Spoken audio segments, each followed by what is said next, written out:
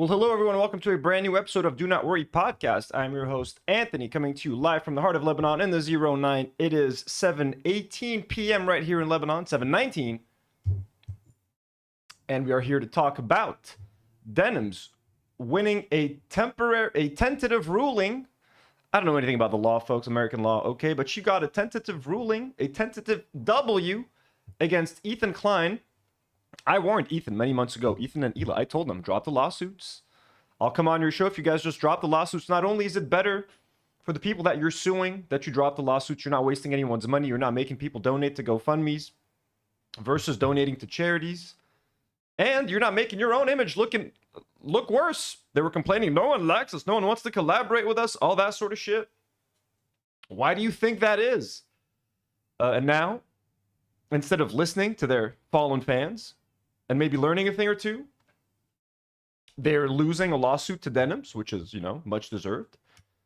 Their lawsuit against Noah Samson seems to hold no water. Even fans of Ethan are like, this lawsuit makes no sense. People like Nick Eat the Oreo and Legal Mindset and Ordinary Gamers who he himself wanted to sue Noah Samson, then kind of backed out, thought it was a bad idea. Shout out North Star Radio, how's it going? Artful Decadence, hello. How's it going? Eleanor Rigby, Billy Beaselbuff, how's everybody doing? Mauricio, Von Gut, Rosewater, and Clay Ben Trees, thank you so much for the $1 dono. That's very kind and very generous. Folks, before we get into all of that, let me welcome to Do Not Worry. What's up with the chat? I don't know what's wrong with the live chat. What is wrong with the live chat? Is there like a crazy delay or something? Oh, there we go. Okay. Long delay. How's everybody doing? Before we keep going, if you guys want to support the channel, feel free to become a member. We're trying to get to 1,000 members by my birthday, September 26th. Let me take a second to thank some of our lovely members. We've got exclusive content.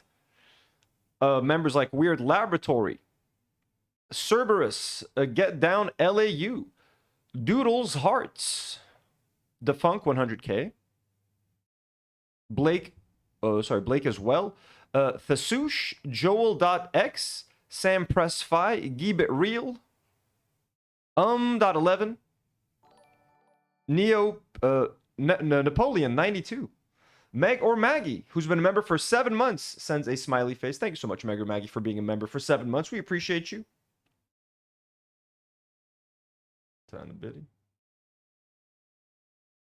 Members also such as Tanya 2012, Sky Bob, and Mr. Satnavatron. Thank you guys so much for being members. We appreciate you. We love you. Whether you've been gifted a membership and have never paid for a membership in your life, and whether you've been a member for 7 months like Meg or Maggie, we appreciate you. We love you. All the same. We can't do this without you. Also, our patrons. Got your patron, Elian Mujabber, superhero patrons. Legal and Lipstick, Ezekiel B, Jordan M. Blonde patrons, Katie Did ASMR, Eric Knudsen, Rosarium. And abductee patrons, Mother's Milk, Rachel, and Selena Francis. Thank you guys so much. There's like a baby crying in the neighborhood. I can hear a baby crying. It's definitely a baby. That is weird. Aesthetic Kiri just became a member. Thank you so much, Aesthetic Kiri. Welcome to the family. W's in the chat for Aesthetic Kiri, folks. Let's go.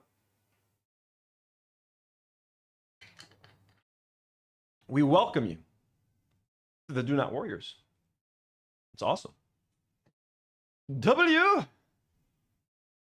Yeah, the baby's definitely... Someone take care of your baby. Do I gotta interfere? Patrons also get exclusive access to Nour and Karine's fantasy board review. I'm gonna make them release the what is it called again?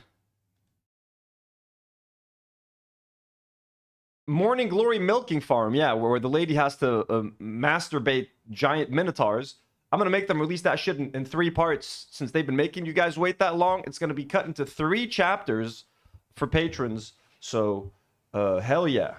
We're gonna milk that. See what I did there? Actually, did you guys not see the picture I was looking at? Sorry.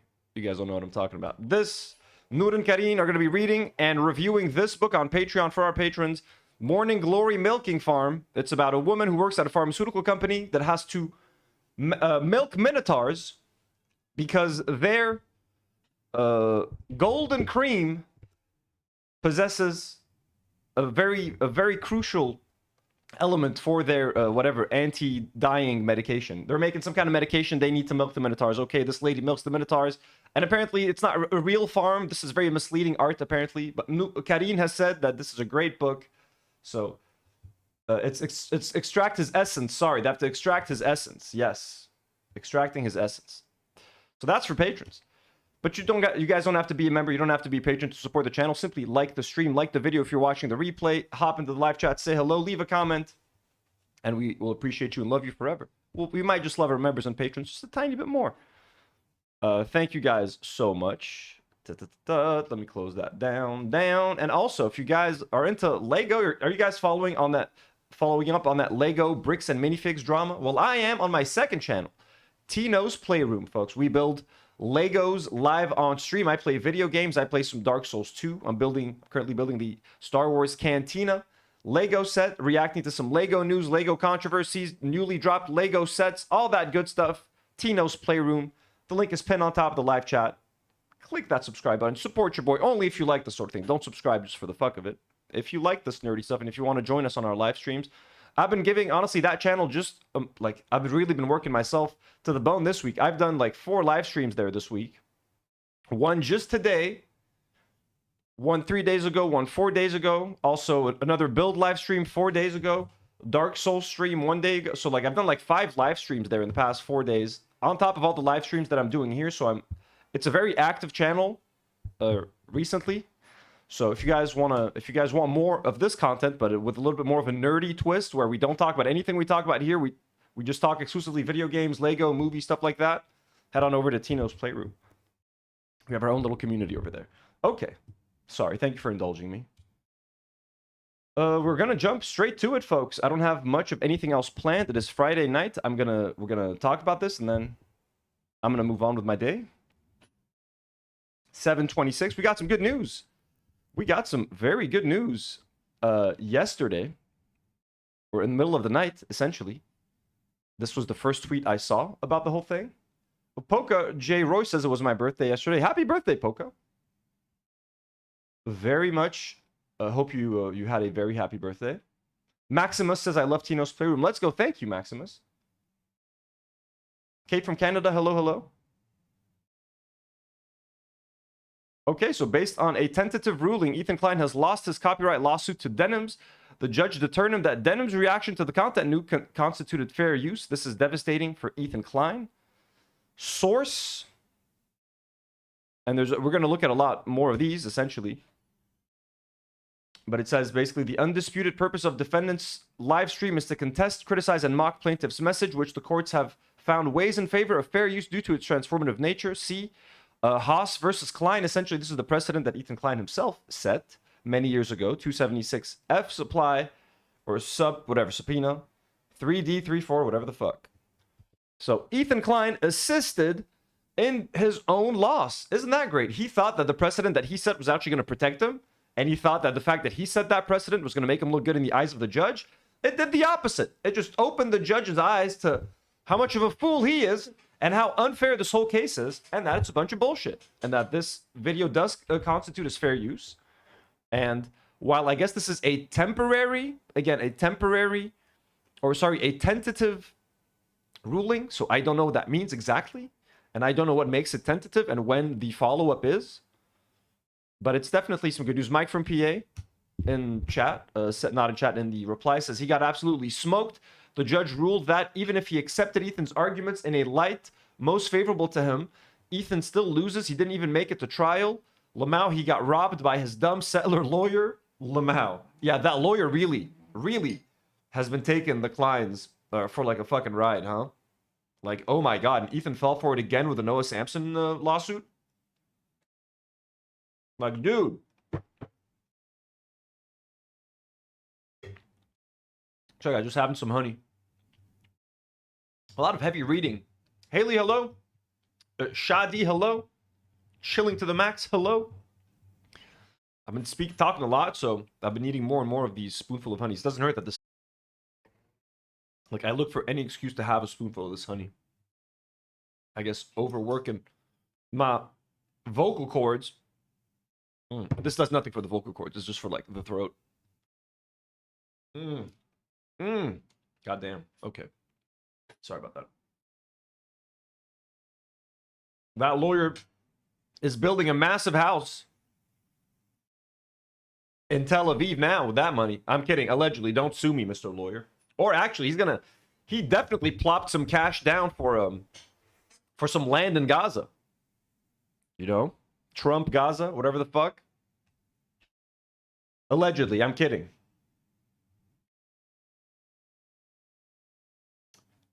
Shady, thank you, Shadi. Happy Friday to you as well. Haley says, Anthony has been snacking like a motherfucker this week. It's because I've been streaming so much more. Like, you guys are just seeing me more, and I have to eat. I'm starving right now, honestly. I could eat a fucking triple cheeseburger or something. So anyways. Great news. Pisco says, Denims gets a win in the Ethan Klein copyright case for the new claim. The court has held tentatively her reaction was fair use. As I previewed weeks ago, if court relied on Stebbins, Denims would be in a good spot, completely absent from analysis, intentional stated malice. So highlighted, we see the facts here clearly aligned with those in Stebbins versus Alphabet Inc. In Stebbins, the court found the subject live streams to be highly transformative works because the live streams involved the viewing of the subject video for seconds at a time before passing to respond and critique the subject video. Then continues to say, as I've always maintained, I still think Ethan has a strong claim on the countdown reaction and therefore is likely to win on at least one cause of action. But the nuke reaction by Denims was always the harder case, especially when compared to the other reactions. Cough XQC. This is tentative, yes, but given the language here, hard for me to see Ethan recovering on the claim, except perhaps on appeal if he so chooses. Of course they're going to appeal. Isn't that the whole point of a lawsuit? Making these things as long and expensive and drawn out as humanly possible. Part of it is, even if they can't win, it's just to put the person under as much financial stress as possible. So let's do an appeal. That means they have to pay the lawyer more and get more cash for more lawyer fees. And even if Denims does end up winning, like, he does want to make sure she spends as much money as humanly possible. He can afford it. He has no problem. He's got millions of dollars. He can pay his lawyer. At this point, he's just donating money to his lawyer. He can just keep the donations coming to his lawyer. Here's some cash. Here's some free money, man. There you go. Yeah, Mauricio says copywriting the countdown was so slimy, insanely slimy. Insanely slimy. It's super slimy, and honestly, it just makes you uncomfortable now just reacting to... Anytime I react to anything H3, I'm always... In the back of my mind, I was like, is he gonna go just like... And like register this video just to fuck with whoever reacted to it or said something negative? Like, you know what I mean? Even though you shouldn't. But he just made it really unpleasant. And that's his goal. He doesn't want anyone to criticize him. If someone reacts to his content and criticizes him, he'll find any way to sue them, find any loophole in the legal system, or his lawyer will come up with a way or a reason for him to sue someone. So half the time I'm like, do I even want to watch their fucking podcast on stream at this point? Like, their goal is to make people like me not watch their show because they want me to think twice about reacting, so that I'm like, oh shit, they'll sue me. Might as well just leave Ethan alone. Ethan's great. Let me not talk about his Zionism. You know? Link to the opinion. So here, this was from a few weeks ago, I guess May 13th. And he was talking about Stebbins. Yeet, even Yeet, the very pro H3 account, had to share the story. Denims tentatively wins. Let's see some of the comments.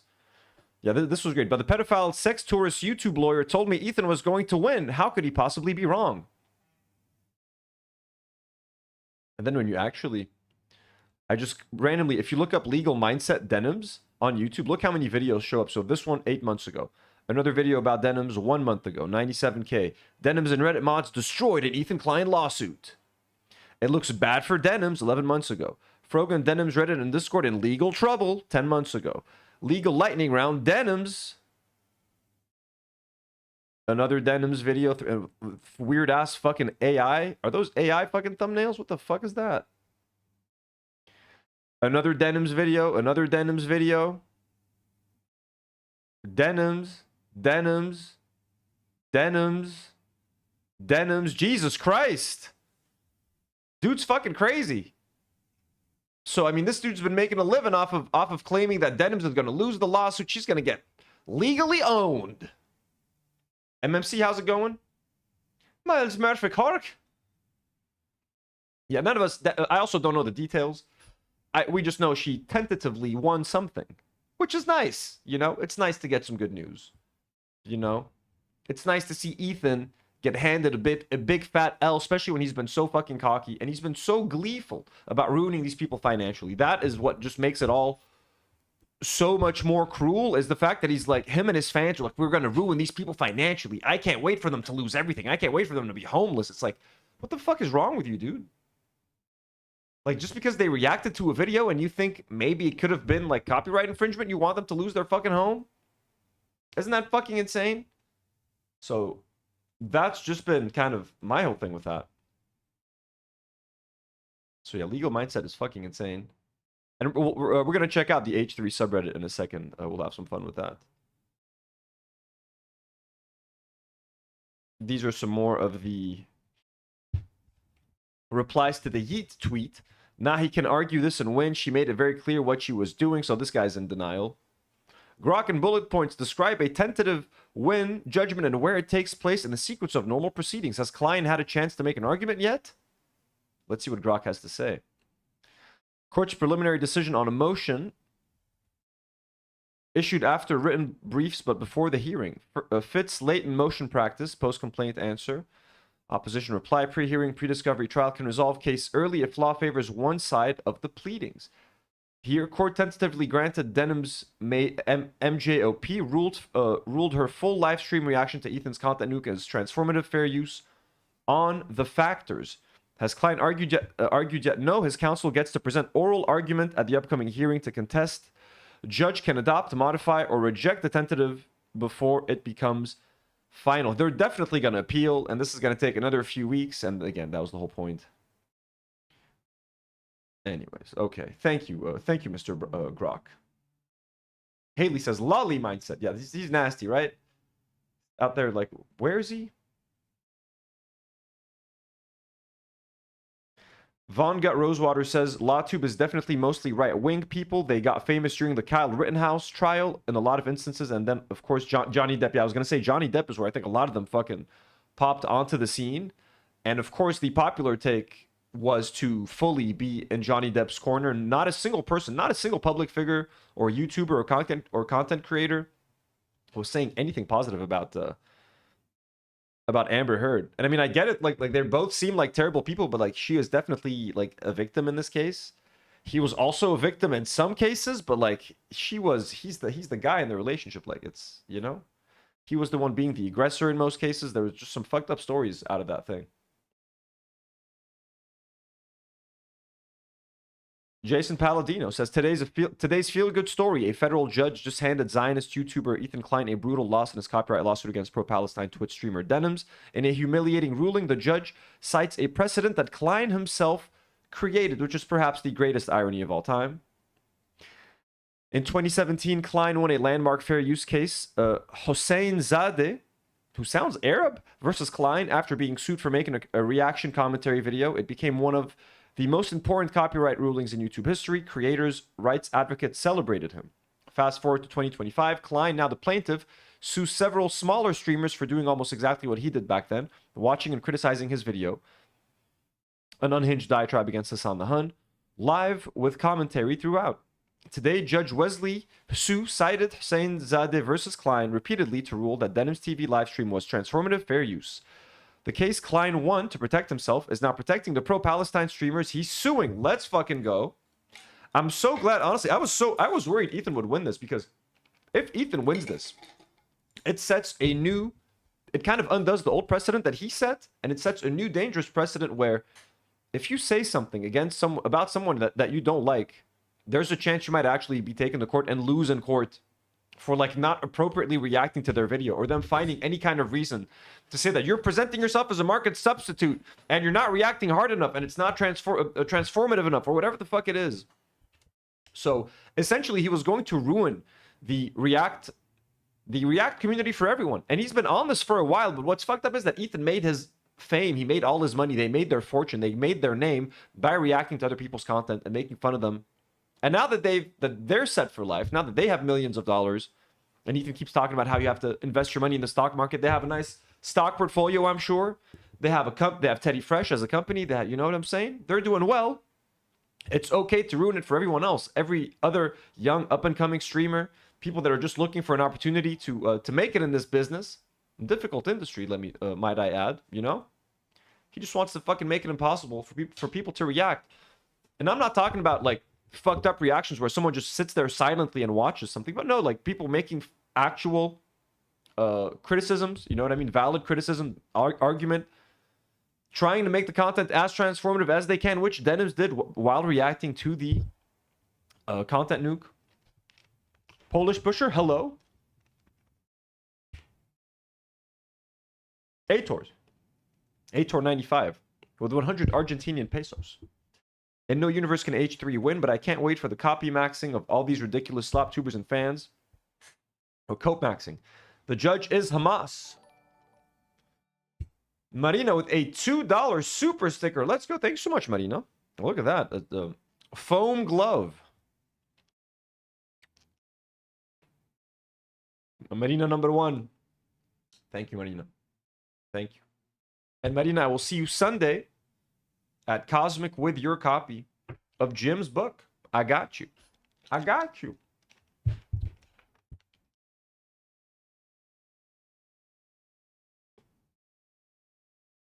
Klein's own complaint alleged that Denims used his video for the exact opposite purpose, to defend Hassan Piker rather than condemn him. The court said exactly. Different purpose means transformative. Klein argued himself into losing. Is he being fleeced by his lawyers? Indeed, plaintiff's own allegations suggest as much. Denims attempts to use the nuke for the exact opposite purpose, to radicalize her audience to be anti-Semitic and anti-Israeli, along with defending Hassan. The court walked through all 4 fair use factors. 3 favor Denims strongly. The only one favoring Klein, that the nuke is a creative work deserving protection, the judge dismissed as not terribly significant in the overall balance. Accordingly, the court finds that the nature of the subject work weighs against a finding of fair use. A set forth above, however, this factor alone is not terribly significant in the overall fair use balancing. Are they talking about the fact that this is like registered in the Library of Congress? Insanely.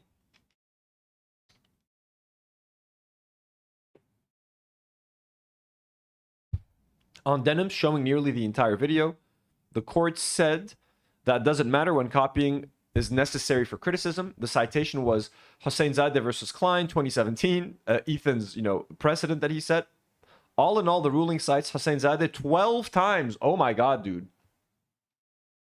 12 times? Ethan's own victory was cited 12 times. That's fucking crazy. Thank you, Ethan.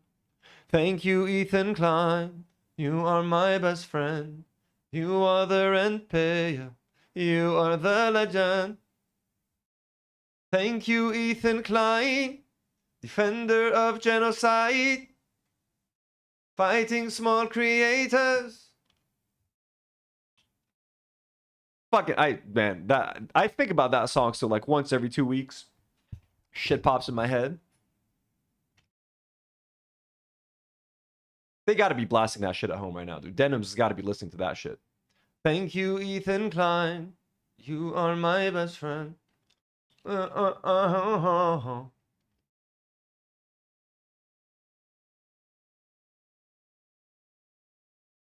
Dude asks, do you have anything that supports him being a Zionist? Like actual evidence for it? Just curious. I love that this has 10 replies.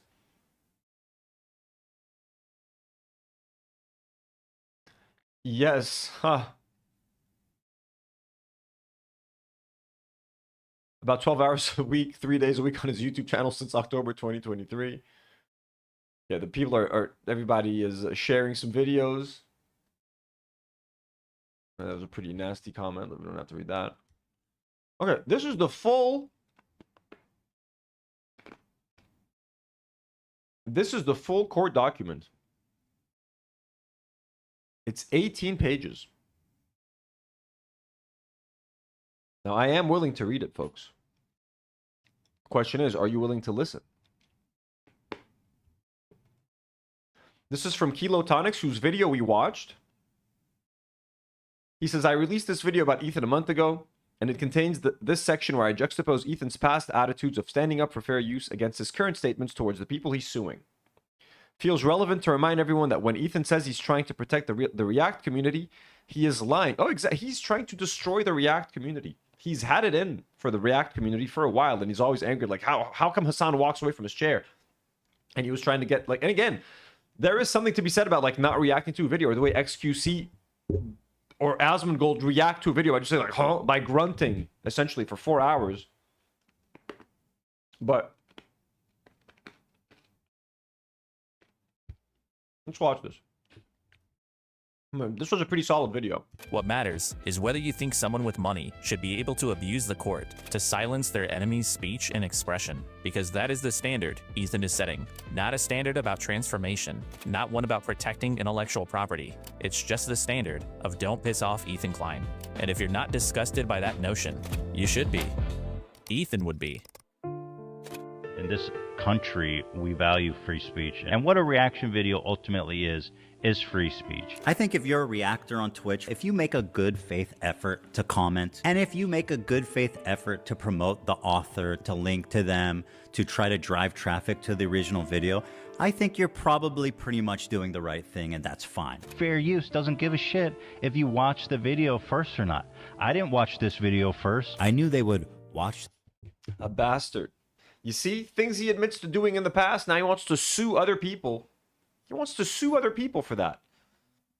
He literally was trying to ruin the entire fucking platform. The entire video, react to it. He became such a villain. Oh my God, like Ethan, all you had to do was fucking condemn Israel. They just couldn't condemn Israel, so they burnt it all down. And now they're even trying to ruin Twitch and YouTube for people. They went from being the heroes, literally heroes of fair use, to now the judge is citing, the judges are citing their own fucking precedent against them. Like, dude, didn't you fight for this like a few years ago? Like, didn't you set this precedent? Why are you doing this?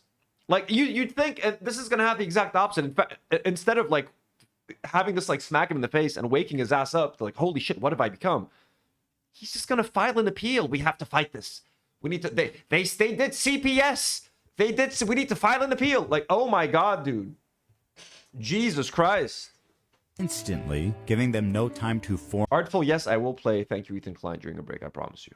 an opinion. I have to show that I've watched. Ators says, can you give me evidence? Dude, even if I give you evidence, you are not going to understand it because you have cognitive problem. Absolutely, Ators. Thanks again for the dono.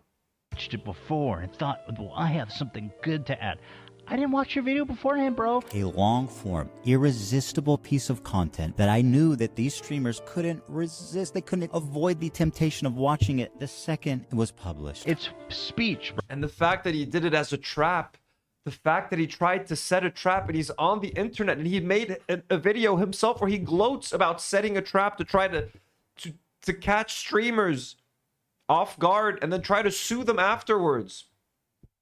Like, I don't care how many subscribers he got from like Asmongold's community or whatever the fuck, or how many makeup palettes they sold to Nick the Oreo's community or Asmongold's community, which is probably, you know, none. Was it all worth it? Such a villain, literally a comic book villain. Like, you can't write a villain that evil. Bro, I don't need anyone's permission to say anything. You can't just say whatever you want. You can't just say, I'm in favor of genocide. You gotta watch what you say. I'm not standing by this shit anymore. And I'm gonna call out people like Brendan too, because this is just bad for everyone. And it's especially egregious considering the hypocrisy of the whole free speech thing that these guys apparently love so well. Free speech! You go to free speech. Shut up, dumbass. You're shutting down criticism. Jesus Christ, man. Two completely different people. Unrecognizable. And you're pretending like it's a copyright issue. It's not. I miss this guy. I do kind of miss this guy, man. I know he was kind of a dick and he had issues and he was still probably a Zionist deep down, but like, goddamn, such a goddamn, oh my God, dude, just a much sweeter person. Holy shit, what happened to you, man? Really, Israel fucking does this to a person, right? Like, goddamn, man. Being married to an Israeli and like being in too deep, you're like, oh fuck. I can't, I gotta support this. I guess I gotta support this, man. It's fair use. It's protected speech. This isn't a free speech issue. This is people are fucking getting way too comfortable slandering and saying whatever they want about people online under the guise of free speech. There's lots of videos shitting on me on the internet. You know, I wish I could just delete them off the internet. You know, wouldn't that be nice? Wouldn't that be just convenient? And it's not like someone just jumped on the internet and started calling Ethan a Zionist without even trying to provide some kind of like evidence, or here's some footage, or here's a clip from Ethan's podcast that is making me say this, that is making me believe this. I made a video like this. That was the video that made you guys discover us. I was like, he's killing H3. He's saying all the Zionist type of shit. Like, what the fuck? With evidence, with clips and receipts. You can't sue someone for saying that you sound like a Zionist. What the fuck? Yeah, but you know what? You can't do it. That's free speech. You know, and free speech is tested when it's targeted at you. You can't just say whatever the fuck you want. It's time to start holding people accountable for the shit they're saying. I fight every day to protect free speech. I put my money on the line, I go to court, and I'll do it as many times as I need to. You guys have been doing this for years. It's the jig is up. You're gonna have to tell it to a judge, literally. By the way, this guy likes threatening to sue people. All over fair use and my right to free speech. And if I wanted... The jig is up. He was so confident that his settler lawyer was going to get him there, right? He was so confident that his settler lawyer, Ron Bar Nassim, I gotta look at that guy's face. What's his name? Ron Bar Nassim, right? Yeah, there's that motherfucker.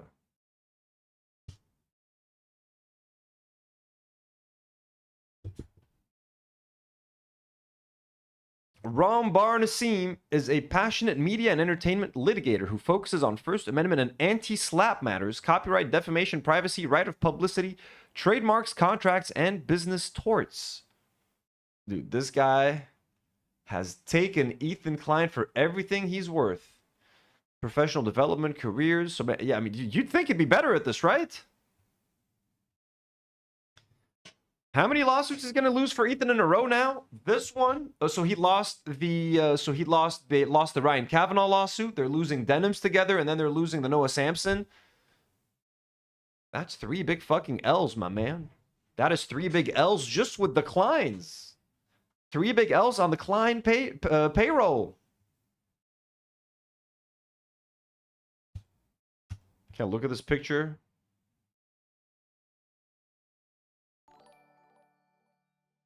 And hire ooh, there we go. Who does he look like? I said he looked like Pee Wee Herman a little bit like Pee Wee, but who else? Kamak 9160 with a 20 euro dono. Holy shit, says really like all the streams lately. Kamak, I appreciate you. Thank you so much. Holy shit, we salute you. All the way to Europe, where you sent that 20 euros. I know it's Europe because of that E. Thank you so much for the support. It means so much. Really appreciate you. Cypher sends a £5 dono. Also from all the way from Europe. European brothers and sisters, we love and salute you. Ron Bar, I'm going to keep your face here as a good luck charm, I guess. Oh, no, I'm sorry, guys. Cypher says, I used to fucking love Ethan. So disgusted by what he's become. Maybe he was always like this and we just never knew. Anyways, keep it up, love. Well, thank you so much, Cypher. I think he was kind of always... What do you guys think? Let me ask let's make a poll. Was Ethan always like this?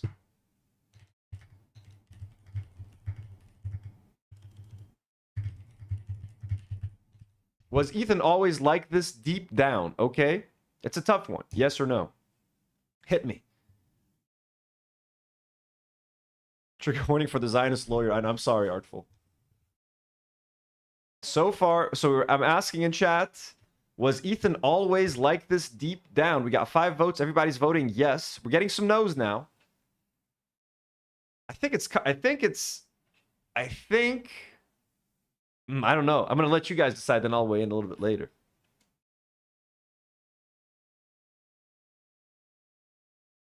So who's the Pee Wee? Does he look like Pee Wee, you think? Anyways. Whoa, what the fuck? No, don't give me your cookies. I don't want none of your cookies, Ron Barnacine. Awards.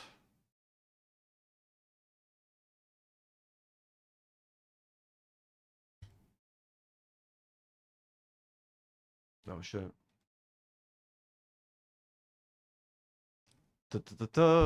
Okay. Would be nice to have him as a guest. Like, someone should interview this guy, right? Like Ethan Klein's lawyer. Get him on one of these right-wing podcasts, like Asmongold. Get him on as a friend of the show. You know, Some Ordinary Gamers, Keemstar, Nick DeOrio, some Kino Casino, whatever the fuck. Someone interview this guy. Why not? Wouldn't that be a great get? You know, Ethan Klein's lawyer, the man who made a fortune off of a YouTuber who ruined his career.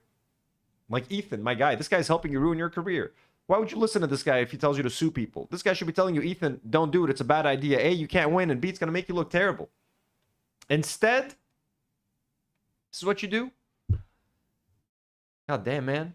Their episodes, like, are not crossing 500K anymore. Like, they're settling at 400K. Like, that's it. You can't recover from this. They tried to take advantage of the Reckless Ben situation. The Lego guy is like, come here. And then the guy said, oh, do you guys want to, that was so funny and so ironic, honestly. I got to show you guys this for a second really quickly. Like, Ethan's fucked, man. Ethan's fucked. Where can I find that clip? So they had Reckless Ben, which I was kind of like, shit. I'm impressed that Ethan was able to get someone on his podcast that is actually relevant and that was willing to be there. I wouldn't attend that call just because I wouldn't want anyone to think I bring him young. They made a public statement saying that in 1 to 3 months, this will all. So this dude made like an incredible documentary that I've been covering on my other channel, against bricks and minifigs, a stolen Lego conspiracy. Now it's all about police corruption and the involvement with like the Mormon church with like some local police department somewhere. Crazy story. Everyone's talking about it. It's gone mainstream. I'm covering it on my other channel, Tino's Playroom. Link is pinned in the description. This guy was recently on Ethan's podcast right after his video started blowing up to talk about the Lego conspiracy and whatever. And then he was talking about how this rich corporation is trying to sue him to silence him. And Ethan is just sitting there next to him. You know, I'm like, this is so fucking ironic. Like, you're sitting next to the guy who's trying to ruin YouTube and who's currently got like 4 active lawsuits against small creators for the exact same reason, to silence them. All blow over. They sent out an email to all of the franchises. It's on your channel, yeah. They're like, in 1 month, no one's even going to remember this anymore. In 7 days, it's going to basically be dead, but in 1 month, completely over. And then the next day, they send me a lawsuit, which requires this to go on for at least 2 years. Yes, so I know painfully well how long lawsuits take. What is he actually suing you for? Yeah, but like not as a victim anymore. Like, Ethan's trying to make it sound like he's the victim of lawsuits. He was back in the day, but now he's the one who's starting these fucking lawsuits. Yeah, I know how long these lawsuits take. As the guy who's fucking filing them, he's the guy who's starting these lawsuits. There's a list of like 10 things. Oh, really? Yeah, there's we 10. have it. Yeah, you can pull it up. I haven't read it yet. It just came out. I haven't read it either. We could go through. You have a lawyer you like? I've talked. I think Legal Eagle reached out, and he's good. They said they're gonna set me up with the best lawyers like they can find. So That's good. What's really funny is that our lawyers are, because it's kind of been like, and Bricks and Minifigs knows this, is I think the justice system, it's not like, oh, I'm right so I win and you're wrong so you lose. I think it's more like, I have money so I win and you don't have money so you lose. And how fucking perfect is that? How he's sitting next to Ethan Klein, who is literally using that fact. I have money, so I win. You don't have money, so you lose. He's not right. They're not wrong. He just has money. And he goes as much as saying that, like, he can afford to do this, and he knows that they can't afford to do it. He knows they have to raise money to do it, and he knows that he can extend this and file for appeals, and his audience is out there celebrating that these people are going to lose their homes and go broke. Look at this Ethan is fucking sitting there while this guy is fucking, in a way, talking about Ethan. Bricks and Minifigs knows that, and that's why they're so confident being the wrong side of this and still thinking that they're going to come on top. Not because they're correct, but because they have more money. But now that we have public support behind us and we're going to get the best lawyers, now we're going to have the better lawyers. What the fuck can Ethan say about this? We got to listen to this again, dude. I read it either. We could go through. You have a lawyer you like? Just like they can find. So what's really funny is that our lawyers are, because it's kind of been like, and Bricks and Minifigs knows this, is yeah, people in chat are saying he probably doesn't know about Ethan's lawsuits. I'm guessing he doesn't know. I don't know though, but like if this guy's an active YouTuber, Like, I kind of wish I didn't see him on H3 just because it made me think, like, does he know? And, like, is he a fan of H3 still? Or, like, does he... Or, like, did H3 reach out and he was like, oh, I used to love H3 back in the day. Sure, I'll get on there. Maybe he hasn't had... Like, this dude seems like a busy YouTuber making documentaries and, like, getting involved with the police and shit. I don't think he has time to keep up with petty internet drama. So... I hope he doesn't fucking know about these lawsuits, and I hope he's not like some kind of secret H3 fan or something, because that would be like, I've really been enjoying this guy's work and what he's done, like exposing the police department and all that has been crazy. But yeah, just him bringing that, like him talking about these lawsuits makes me think like that he doesn't know. It makes me think that he doesn't know. So, God, I hope, man, I hope. What's really funny is that our lawyers are, because it's kind of been like, and Britain Minifigs knows this, is I think the justice system, it's not like, oh, I'm right, so I win, and you're wrong, so you lose. I think it's more like, I have money, so I win, and you don't have money, so you lose. And Bricks and Minifigs knows that, and that's why they're so confident being the wrong side of this and still thinking that they're going to come on top. Not because they're correct, but because they have more money. But now that we have public support behind us and we're going to get the best lawyers, now we're... Not because they're correct, but because they have money. We're going to have the better lawyers. They're fucked. And yeah, so we're the right side and we're the side with the better lawyers. So they're just completely screwed now. I'm glad you're in touch with Legal Eagle. That's a great source. I would trust whoever he puts you in touch with. But it's not even like the money.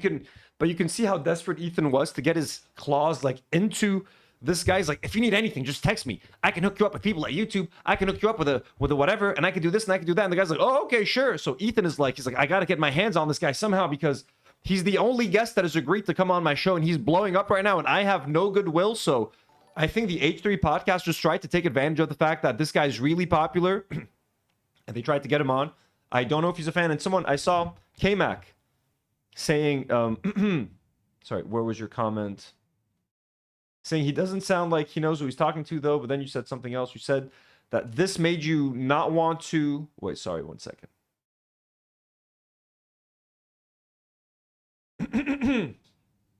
Sorry, just checking my chat. Okay, so K-Max says, not gonna lie, him going on H3 made me not want to look into the not want to look into the Lego story. So what the fuck? Okay. Not gonna lie, him being on H3 made me not want to look into. Regardless of him going on H3, do yourself a favor, Kamak, and watch that first part of that Lego documentary, the one that's 1 hour and 25 minutes. It's genuinely one of the whether this guy's an H3 fan or not, and I hope he's not. It is genuinely one of the best things I've seen on YouTube in a very, very long time. It was so captivating. It went into directions I never expected, and now it has evolved into something completely different.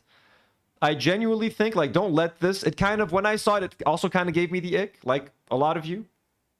But I'm choosing to believe for now, until proven differently, that he had no idea about the lawsuits. And the fact that he's talking to Ethan about, hey, this guy's just suing these people because he has money and they're not right, they have money, etc., seems to suggest that he doesn't know what's going on.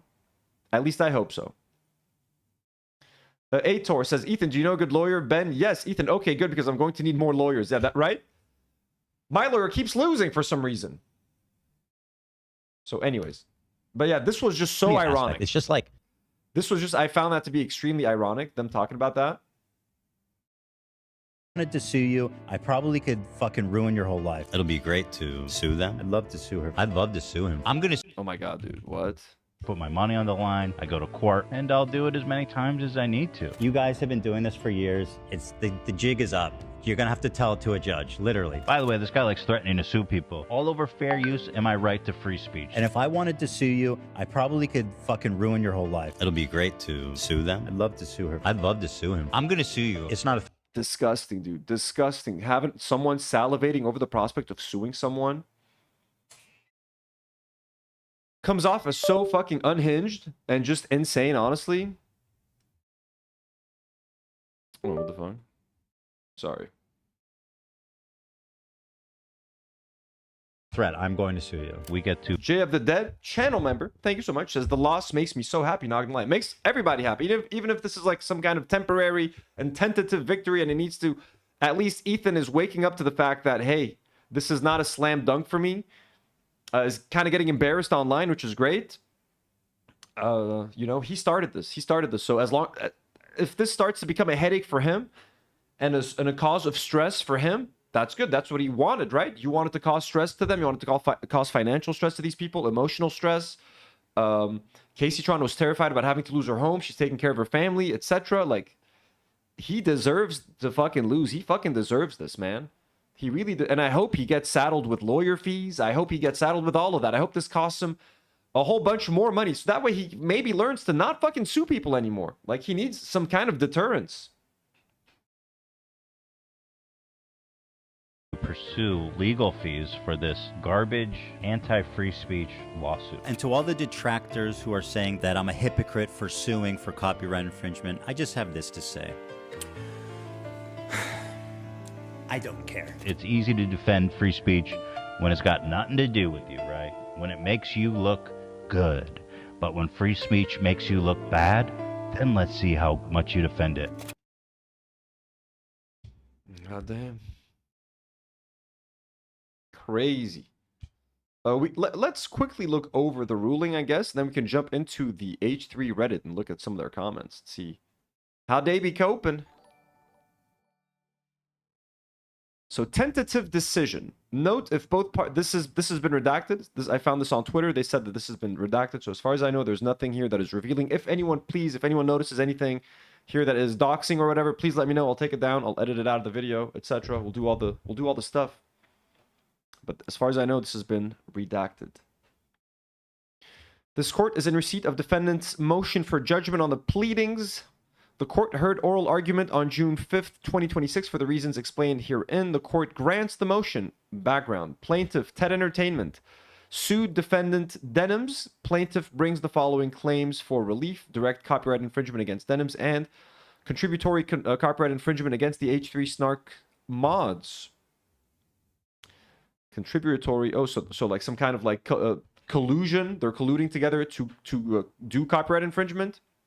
Plaintiff is production company that produces content for social media, namely YouTube. Defendant is an online streamer who releases content on social media, primarily Twitch.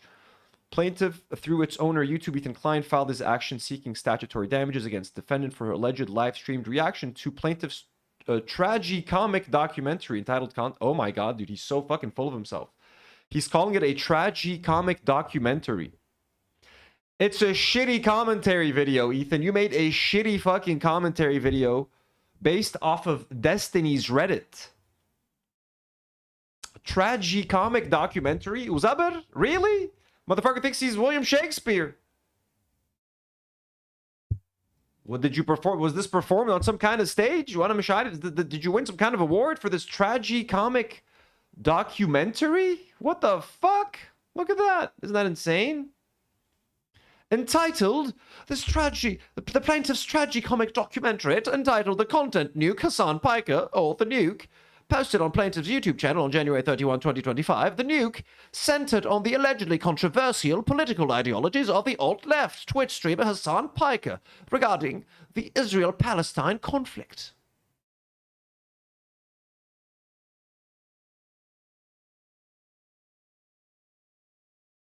The Nuke contains original footage, highly edited montages.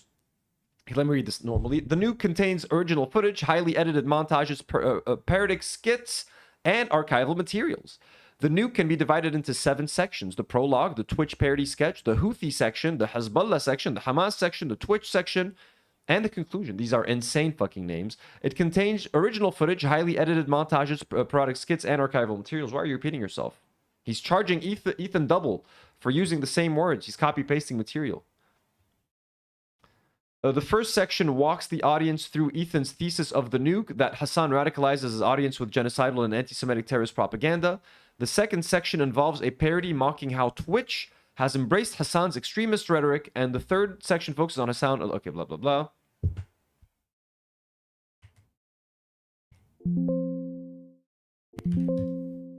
What's up? Why don't they show me Klein?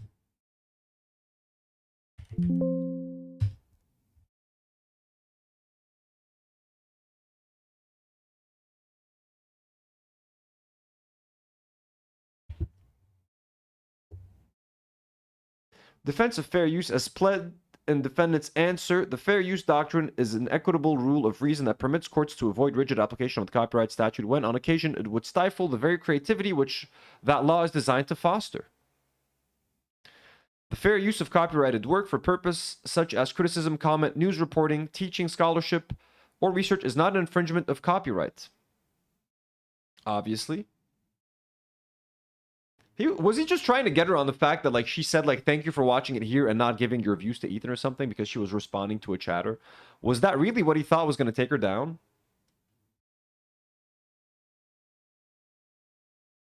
Astral Descendant says, this was Ethan's magnum opus. He literally ignored his kids over Christmas to make it. That is true. To make his tragicomic documentary. I love that he called it a documentary. Motherfucker, I've made an actual documentary. I went out and spent 3 days with Kung Fu Jesus, Joseph Merab, in Lebanon, in the forest, you know, doing Kung Fu and shit.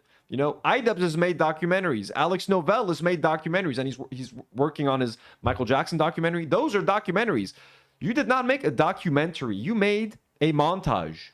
And you sat at home and reacted commentary, recorded commentary, man. What the fuck?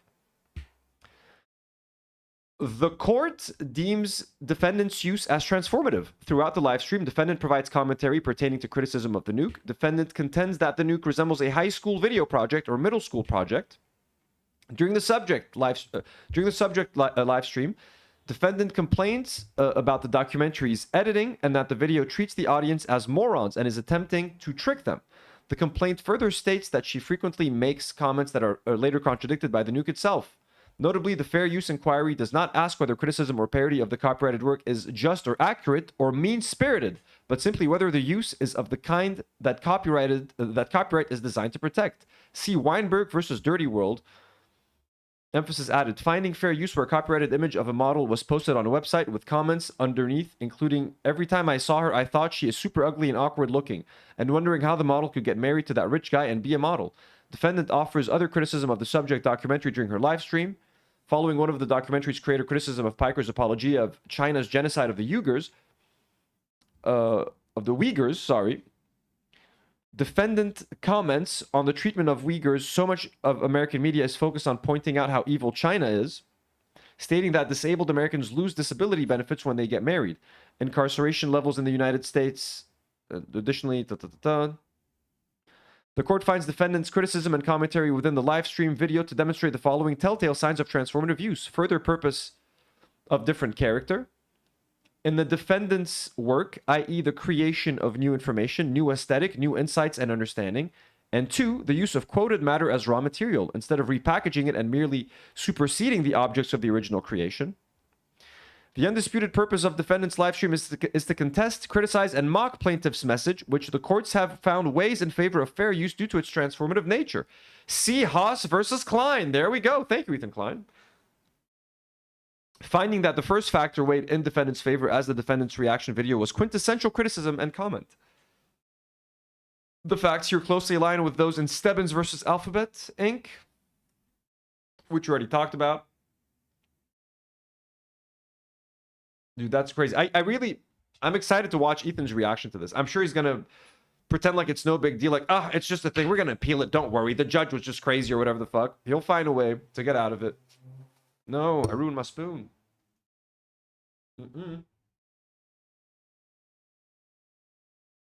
So I don't know. I think they're going to cope very hard for sure. Knowing H3.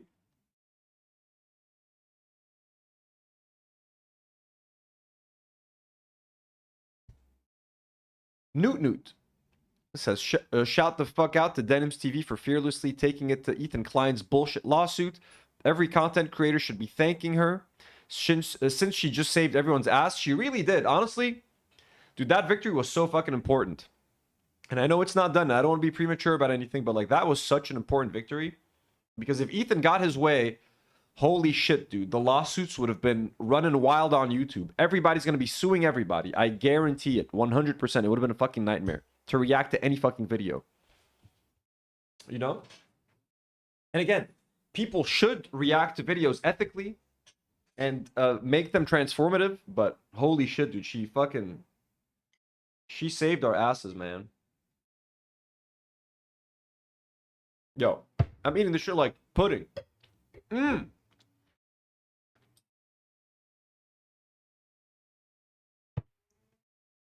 is an insane comment from the H3 subreddit. Live Laugh Ligma shares this and says cruelty was always the point. Tentative ruling on TED Entertainment versus Denims. This person says, the homeless turtle says, if she wins, then Ethan should take it out on Ian Joma and sue his ass. It was always about pettiness. It was always about being cruel. It was always about going after those that criticized them and those that were close to Hassan. Those that went to Hassan's house either sued all of them or threatened all of them with lawsuits. The only one that wasn't sued was Sean the Black, but he threatened him with lawsuits over Instagram stories. He's suing iDubbbz because he made the content. Everything. Noah Samson made a video he didn't like. Suing Noah Samson.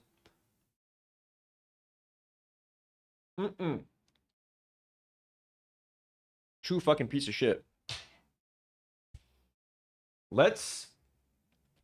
Before, actually, I promised someone.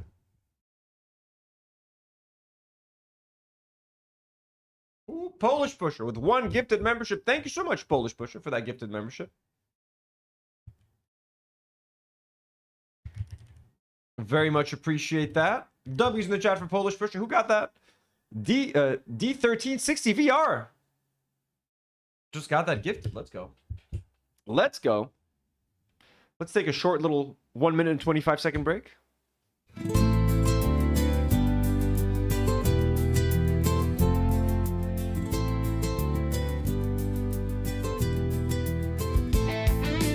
Thank you, Ethan Klein. You are my best friend. This is thank you for the precedent that they set and for bringing us all together. You know, how was it 2 years ago now that we've all been together? 2 years? Holy shit. You are the rent payer. You are the legend. Thank you, Ethan Klein. You are my best friend. You are the rent payer. You are the legend. Thank you, Ethan Klein, defender of genocide, helping small creators grow a larger size. In 2025, promoting the left side, Denims BE and Frogan, Hassanabi and Mike. Thank you, Ethan Klein. You are my best friend. You are the rent payer. You are the legend. Thank you, Ethan Klein. You are my best friend. You are the rent payer. You are the legend.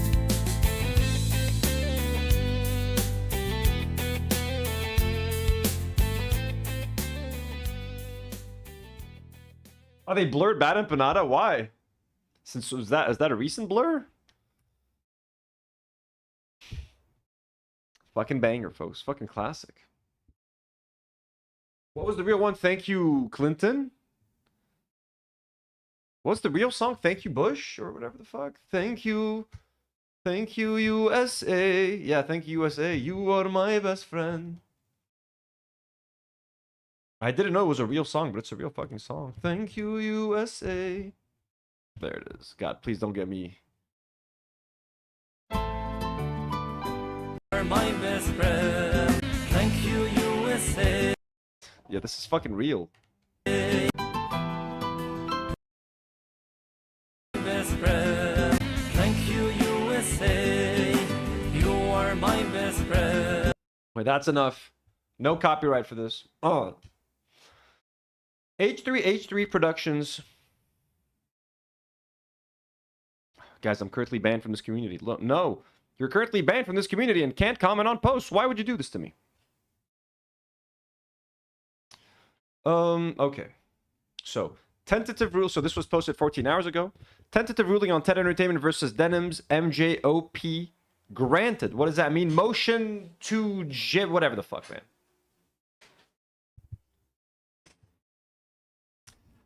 Haley, you didn't know about the real song? Thank you, USA.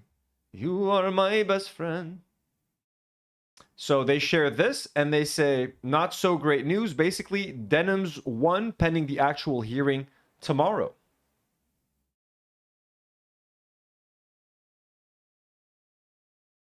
There's a thank you, Steven, on the same channel because of Ethan criticizing Destiny. Oh, that's so funny. You're currently banned from this community and can't comment on posts. It's crazy how many times Ethan's old case was cited. Horrible look to lose to your own precedent. That is a pretty bad look. I wonder if this person is like an actual H3 fan or if it's like just a, you know, someone trolling them. It's kind of funny either way. One second, let me send a quick text.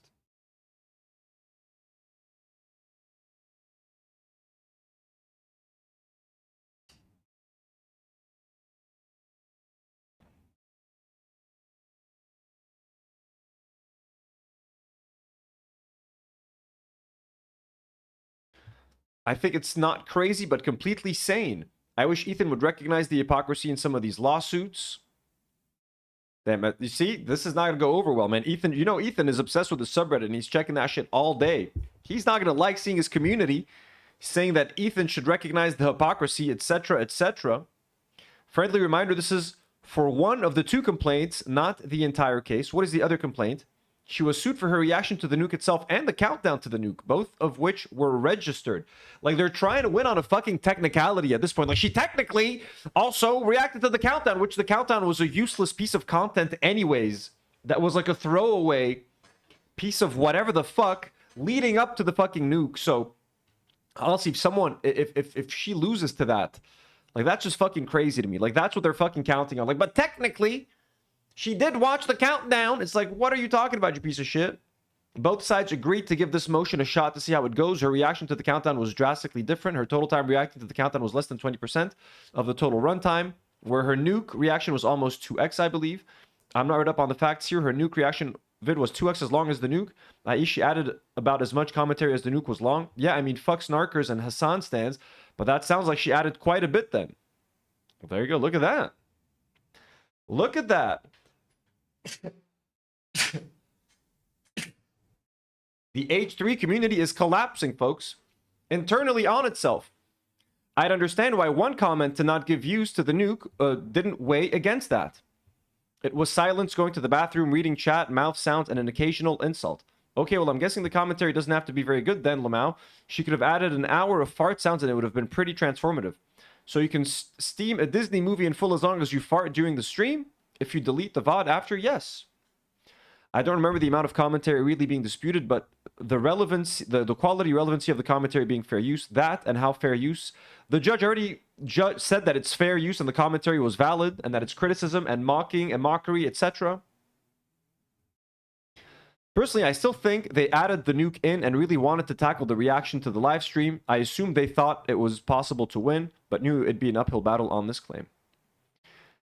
Ethan is suing her for stealing the content of the countdown? That's so fucking funny. The Arctic EBE. This is also a tentative ruling and not a final decision. They are scheduled for today, June 5th at 2:50. Oh, so they're not going to do a show. What's today? Friday. They're not going to do a show, I'm guessing, today. Ethan, guys, has a law thing. He's not going to stream. Tentative rulings are intended to give a heads up as to which way the judge intends to rule, but there is still a chance to put forth arguments, albeit difficult. MMMoza with 18 AED. Let's go. Thank you so much, MMMoza, for the generous dono. Says Ethan is going to be in a sewer with the rats 2 years from now, still talking about Reddit mods. Right? The only people that are going to care to listen about this are going to be sewer rats. We're all going to be sick of it, I hope, you know. He'll talk to whoever can listen. He'll be begging on the street. You know, they would have lost everything to lawsuits. Some stranger walks by, just grabs him. Did you know that iDubbbz dropped the content nuke while I was live? My best friend iDubbbz. Essentially, in a ruling like this, they take all of Ethan's asserted facts to be true and test if it still passes as a fair use claim. Unfortunately, for the way they brought their case, they laid out a pretty reasonable grounds for this ruling, shooting themselves in the foot, it seems. In the original complaint, Klein's legal team attempted to highlight Denim's malicious intent by stating where the nuke seeks to expose how Piker radicalizes people online to be anti-Semitic and anti-Israeli. Denim's attempts to use the nuke for the exact opposite purpose, to radicalize her audience, along with defending Hassan. The judge cited this exact sentence in the ruling, determining that because Klein conceded the purposes of the two videos do not overlap and are the exact opposite, they truly are idiots. So Ethan admits in the lawsuit, like, yeah, I had a certain goal with my video. Denim's had a completely different goal to defend Hassan, etc. So they're like, that's a completely different goal than yours. So the purposes of the videos do not overlap. Denim's work was fundamentally transformative. The original complaint also documented instances where Denims insulted the video to prove her hostility. The lawsuit noted she criticized the documentary's editing, questioned its sources, called out supposed inconsistencies in client statements, and argued the video treated the audience like morons in an attempt to trick them. The complaint also highlighted that she compared the video to a high school video project or middle school project. By listing these specific insults, they inadvertently provided the court with proof of Denim's commentary. Edit, what snark-brained loser shit idiot downvoted me for adding context and information to the conversation. Dude, I hate the fact that they use snark-brain as an actual, like, insult. That's fucking crazy to me. 1 second, guys. I gotta go to the kitchen, get myself a snack.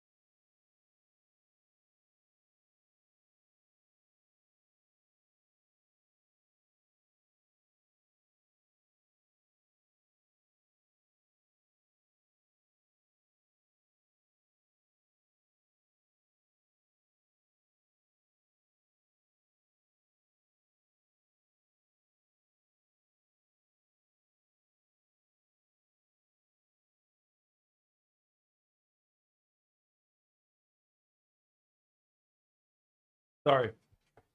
Excuse me, Jeff Fury. Sorry for the dead air. Eric Burglar. I'm not saying this is a snarker, but this looks horrible for Ethan's image. Dude, they have to give disclaimers that they're not snarkers every time. I'm not saying this is a snarker. I think he's got to stop talking about this stuff / Hassan on the show. When he changed the thumbnail to Hassan last week, no one wanted to hear about it. He's allowed to dislike Hassan. I just think the show does better when he keeps it feel good with peace and love. Does it do better, though? No one watches anymore. Like, unless he's talking about Hassan iDubbbz or Trisha, they'll do like 300K maybe. Just no one cares about anything anymore.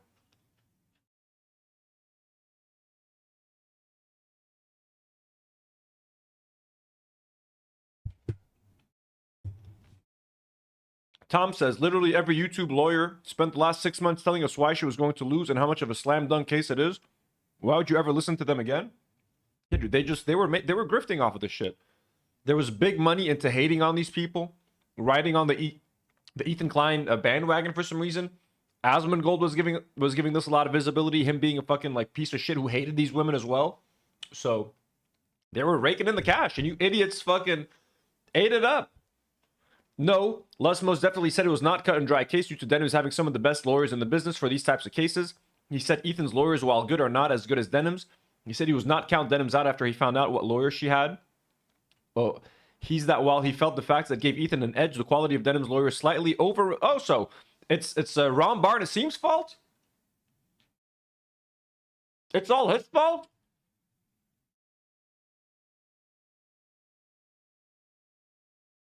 That's funny.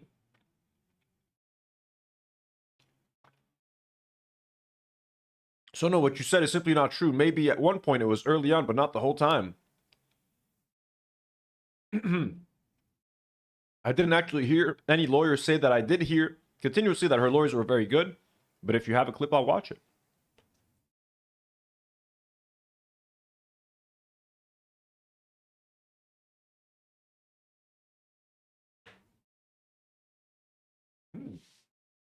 They're even turning on, sorry guys, I'm eating, I'm so fucking hungry. They're even turning on legal mindset.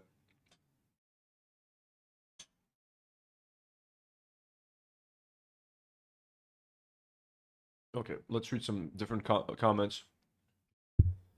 Everyone puts lawyers on a pedestal if they tell them what they want to hear. If these same people came out and said Ethan doesn't have a case, they would be the dumbest, most snarky lawyer possible. Like, dude, the way that people use the word snark. I'm sure this will be appealed, right? I'm assuming that's why it says tentative ruling. It can be, but first there's a hearing tomorrow about it before it's finalized. But it's not looking good for Ethan. Thank you. I'll try to stay positive because I dread hearing Denims gloat. Well, I mean, dude, at least Denims gloating is better than Ethan, like, forcing someone to read some kind of fucking hostage apology on video and then react to it twice and then enjoy. Like, dude, you guys are fucking freaks.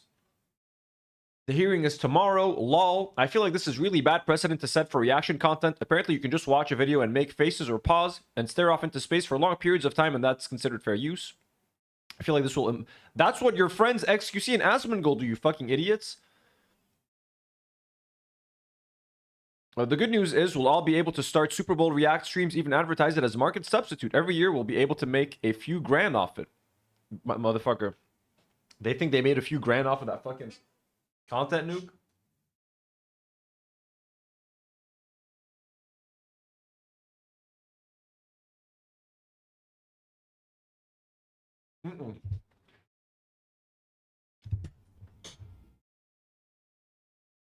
The COPE is so fun to hear, but the whole point of fair use is that it's not meant to be a market substitute.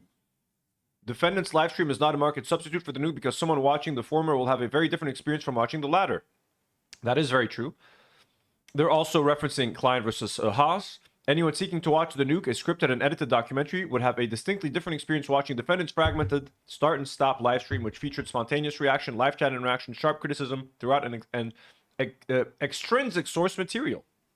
It's so bizarre because she explicitly states it is her intention to create a market substitute before and after. She does not fucking say that. That part doesn't matter if her actions did what was described. If you sit down with an hour-long Hassan criticism video and say, okay, boys, time to slander and make false defamatory statements about this man, blah, blah, blah. Let's be honest, regardless of my thoughts. Okay, so he says, you can already tell she's going to be so incredibly obnoxious about this. And this person says, let's be honest, regardless of my thoughts about her. If you win a case, you're going to gloat. Ethan would do the same if he won. True, I hate it when shitty people have their shitty behavior validated. Dude, these guys are fucking insane, dude. These are like the shittiest, most toxic people on the internet.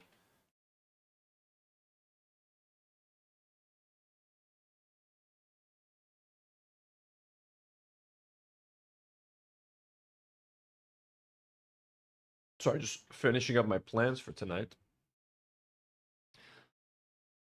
I feel like Ethan has been for this, so this guy got downvoted. Our petty king acting that way is undeniably funnier, but Denims, on the other hand, wouldn't recognize funny if it hit her in the face. How do people get this parasocial with Ethan Klein? It's so fascinating. I gotta assume Ethan's lawyer has a good response to this. I read the ruling. It seems to be saying that simply criticizing something is transformative enough to avoid copyright infringement. The examples of Denim's complaints, which apparently make her content transformative, are all equivalent to saying this sucks and commenting on American propaganda in regards to China. Is that all it takes to make something transformative? If so, the precedent it sets seems a little crazy. So if I go stream Obsession right now and comment on various things every few minutes, it's transformative? Well, that's a fucking movie, man. That's completely different. Shorts Bagel. Okay, let's... Agents Miskatonic. Agents Miskatonic sends a $5 dono. Thank you so much, Agents, for supporting the channel. That's so kind. Says, funniest outcome is Ethan has to do an apology video and apologize to everyone else like he made... Oh, you know what? That would be fucking... That would be the biggest boss move Denims could do. Forcing Ethan to put out an apology. But can you do that? Like, I guess it's part of a settlement. I guess if there was like some kind of settlement or something, she could. That would be so fucking badass. But I don't think... like, her beating him in court, I think he'll just be happy to pay whatever he owes, and, like, he'll be like, I don't want to fucking say anything, here's money. Like, he'd rather pay money than have to apologize. But that's fucking... that would be so funny. Mudman with a £5 dono. Thank you so much, Mudman. That's so kind. Says, it's crazy the amount of lies these people believe about Denims and her reaction. She didn't say that. I know. It is fucking crazy. They live on a, like, we live in entirely different worlds. The way the way our community and the Fallen fan community versus the H3 fans react to the exact same story, you would think everyone lives in a different country. Like, it makes no sense. We don't consume, like, you'd think we're watching the different videos, but we're watching the same guy losing his mind. So they ruled against Ethan because of the precedent set in the Matt Haas lawsuit. Edit, perma-banning me for the comment is just as funny as Ethan losing his lawsuit because of the precedent set by the case he won when he wasn't an insecure, hypocritical, litigious loser. Holy shit. That's so funny. It was one of the cases the judge cited. Dude, they got perma-banned for fucking saying this?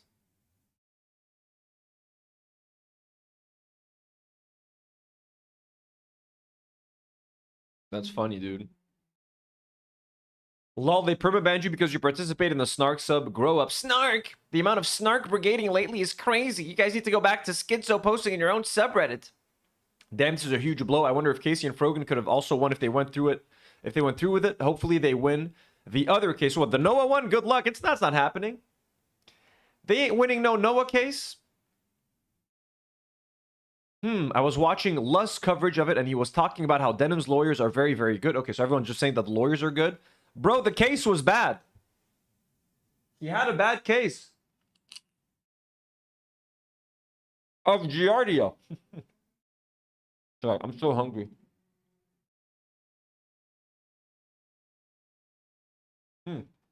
Like the stream, by the way, folks. We've got 300 people watching, but 90 likes. 90 likes. Almost choked there. Shit's dry. All right. I'm surprised considering she said she was stealing views. God, dude, these fucking annoying people. The worst fucking people on the internet are upset about this right now. You know what I'm saying? The worst fucking people online are mad about this. And it just makes me so happy. It makes me so happy. Sexist, fucking misogynistic assholes. Months. I can't wait for you to lose everything. I can't wait for you to default on your home. It's like, what the fuck are you talking about, dude? For Ethan Klein? You're saying the most cruel fucking things on the planet? For Ethan Klein? Like, are you crazy? Hopefully, the hearing goes better or they do an appeal. Also, this is, in my opinion, crazy bias to new media. Imagine the day a major movie like The Odyssey is released on streaming. There is zero chance you would be allowed to stream it one day in its entirety just because you pause every few minutes to ramble.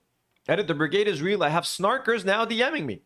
Actually, I mean, to be honest with you, the movie reacts industry is massive on YouTube. You can react to almost a full-length movie.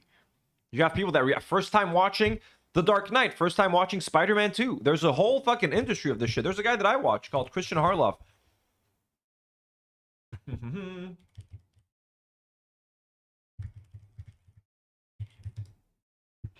So, for example, look at that.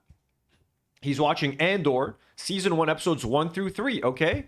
So they just edit this is already happening. Welcome back. I'm looking for my sister. Hello? People come and go. So they edit like 5 to 6 seconds of the TV show of like a scene at a time. Then they cut away to them. They do a reaction. Then they skip ahead a little bit in the show, like 5 to 10 seconds. You're basically watching a redacted version of a TV show, literally on YouTube. Oh, she knows her. Nobody here gives their real name. Could she be? I think she knows who she is.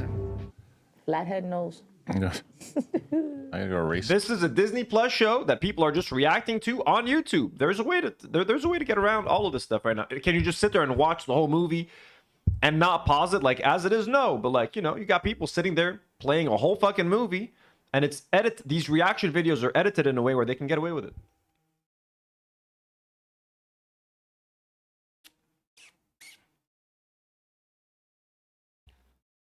Ta-da.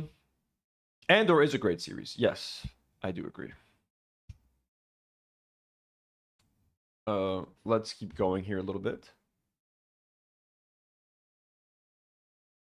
Neo Jetty says, what I find interesting is that the timing of the reaction, that it was reacted to at the exact same time of release, it's not mentioned at all. And that organizing to view party other people's content is also not mentioned at all.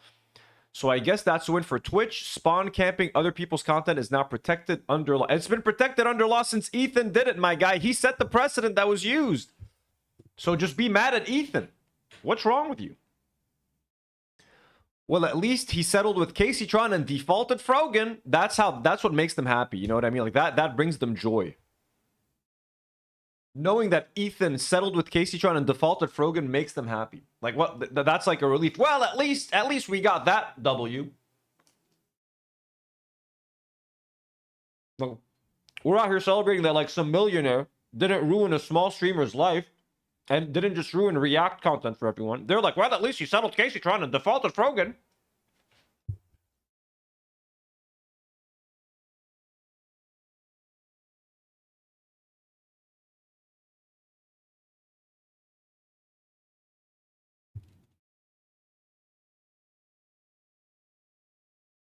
Sarah says, my mom and I are going to go visit you at Cosmic Studio. Oh, well, thank you, Sarah.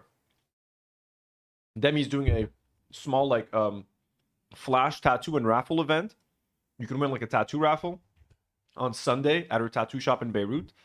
And there's a flea market as well. So I'm going to be selling some of my a bunch of my collectibles, a bunch of nice action figures and stuff. I'm trying to clear out some room for all the Lego that I'm getting. You know what I'm saying?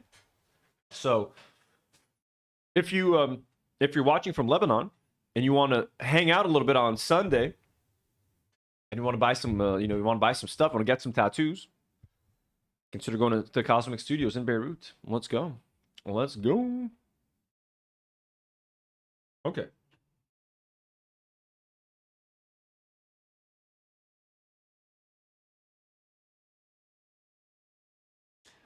Well, winning 2 out of 3. Well, winning 2 out of 3 is better than nothing. I mean, settling is not winning, and Frogan like defaulting is like what? It's like a technical. If he did win, that's like a technical victory. Like he won out of technicality. Ethan needs a hard reality check. Get off the internet for a while, man. You're not needed and haven't been for a long time. Okay, that person's not an H3 fan. Let's all create a forum for things we all hate to promote our gig to that market. Create alternative links to not give it a view. Create our own Twitch streaming channels to have a silly watch party 1 minute after the release because we all really hate that thing. We disagree very hard to that thing. We hate that edit. We hate the music at Twitcher, but we can make we can add our rape apologia. You mean Nick the Oreo? But that's a different thing because pause with silence and our size. Blah blah blah. Okay, I'm not gonna read this. These people are fucking losing their minds. This is so wild. Right before this, it states, accordingly, the court finds that the defendant's livestream is not a market substitute for the nuke. How?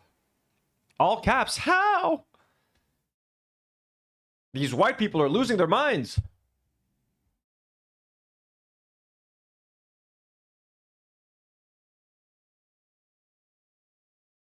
I got no thin. I'm so shocked by this. She literally told people to watch it with her, not the original. What the fuck? Dude, she was responding to a fucking live stream comment.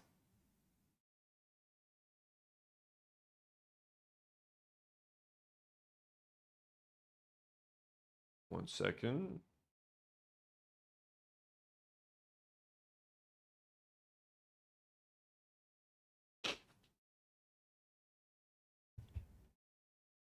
Jar Jar, these snarkers are so pathetic. Edit, the snarkers downvoting me is peak pathetic.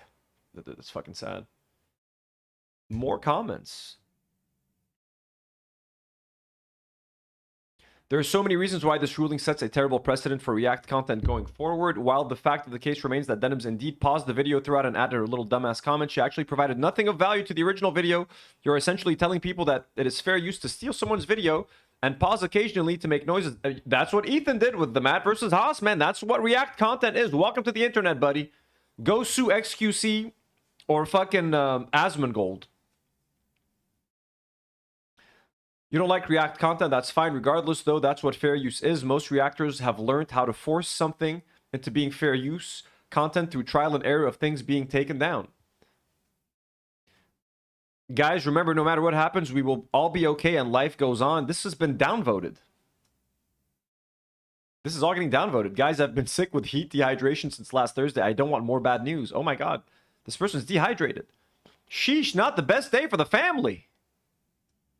Do not be doomers about this news. Wait for Ethan's lawyer to present an argument. Notice a tentative ruling has not been issued for the countdown. Denim's lawyers made sure to prioritize arguments about the content nuke because out of the two filings against Denims, this one was the most malleable for them to produce a skewed argument.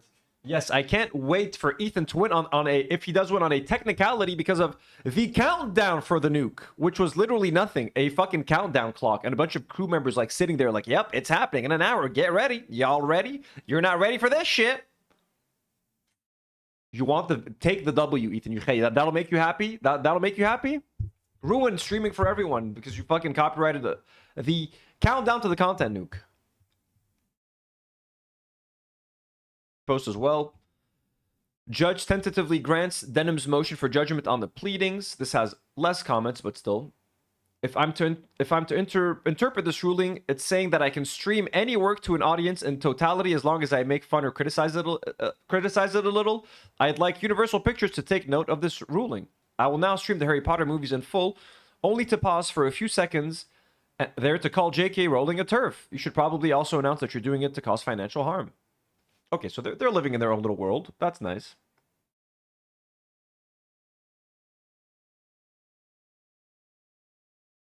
It actually cites Ethan's previous fair use lawsuit as precedent, which is ridiculous because the two things are not similar. What Ethan made was a completely unique work. What Denim's made, I believe, is not.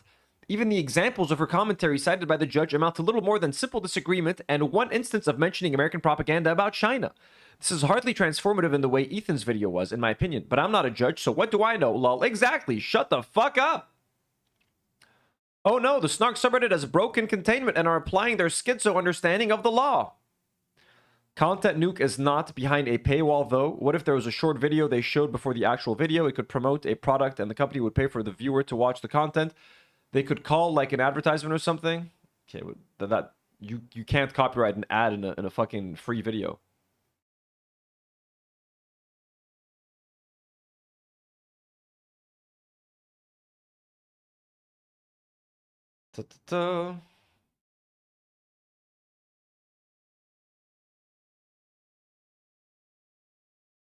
Okay. And I think let me check if there's anything fresh on this. Are there any Ethan Klein stories about this? Yo, look at that, dude. Look at that. We were just talking about Reckless Ben and Ethan Klein. We got Hassan trying to connect them. Who knows Reckless Ben? I got a Utah State lawmaker I want to connect him with. Holy shit. Now we got... Are we going to get Ethan and Hassan fighting over Reckless Ben? Are we going to get that? Is Ethan going to now... Like, what's going to happen, dude? Okay, so now I'm more convinced that Reckless Ben did not know who Ethan was. And it was just probably part of the PR team. They reached out. They were like, yo, we got to get this guy on our show. He reached out. I don't think he knows about the lawsuits, and he might not be an H3 fan necessarily. Let's see how this goes with Hassan, because he also strikes me as someone who... Because I think... I was watching a Reckless Ben video, and there was a... What's the guy's name? The guy with the mustache. Brandon Buckingham. So on Reckless Ben's computer, there was a Brandon Buckingham video on like his YouTube watch list or something. And doesn't Brandon Buckingham fucking hate Hassan and iDubbbz and stuff? So I don't know. I don't know what's going on. Let's see what happens.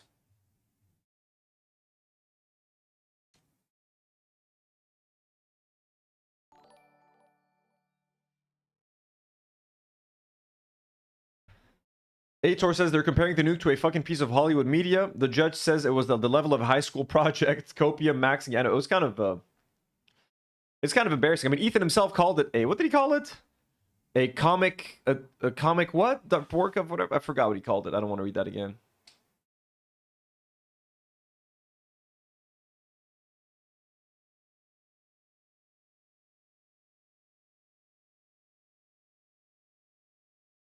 Dude, this cannot be real. What? From H3H3 Productions. I can't go on anymore. The news about the lawsuit has absolutely ruined my day. I'm really scared here, not just for me, but for Ethan and Hila. This is just another example of two poor, innocent, fruitful Israeli millionaires being wrongfully and cruelly targeted by the legal system to scam them out of their hard-earned and well-deserved millions. Okay, this is definitely a parody post. I wish I had millions so I could give it to them because they're just so deserving, and Hamas Piker is an asshole.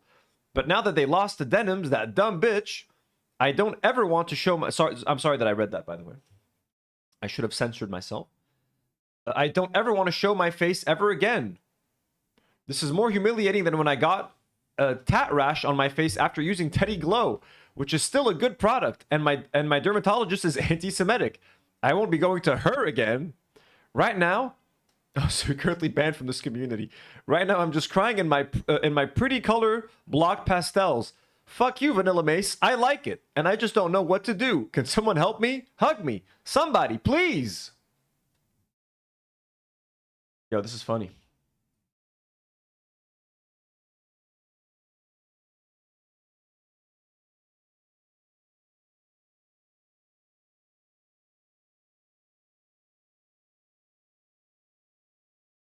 When your own court victory was successfully used as precedent against you. Oh, that's funny. What? This guy's dead? Now, since this is a tentative ruling, Ethan's terrible lawyer can file for an oral argument, but it is very unlikely that he will prevail. It's not quite done deal, but this is pretty much over. Ethan Klein is a total moron.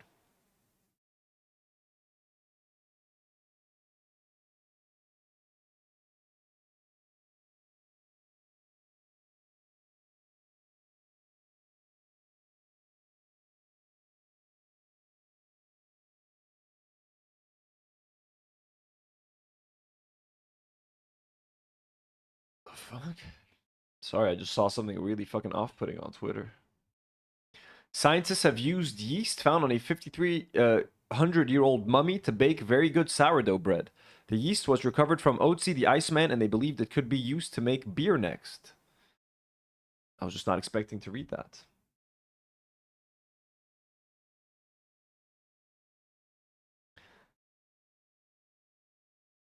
Artful Decadent says, I watched a couple of episodes of Curb, but the cringe was so massive I could not go on. The thing, I can't watch Curb Your Enthusiasm anymore because it's like...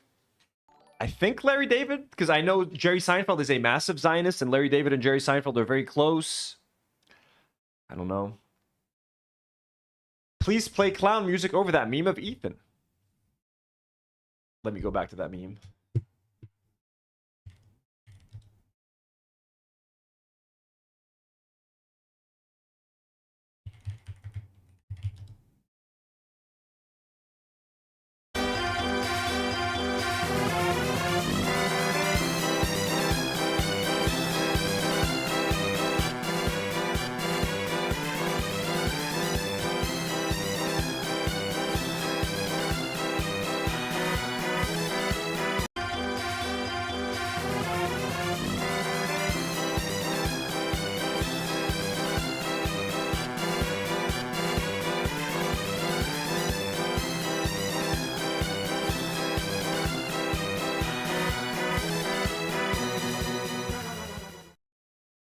I would have loved to watch his reaction to this live tonight. But it's Friday night, and I gotta spend it with my woman. Sorry, that was almost sounded Jamaican. I'm sorry, guys. I did not mean to sound... I'm tempted to say it in a Jamaican accent. That's not good. That's not good. What was I opening? Instagram. Oh, Ethan Klein stories. Sorry, guys. I almost forgot the game plan. Ethan Klein on Instagram. Ooh, he's got some stories up. He's got a fresh story. What is he saying? It's a video of a dog running. Okay, he's trying to act like everything's fine. Ethan always loves to use animals as a shield.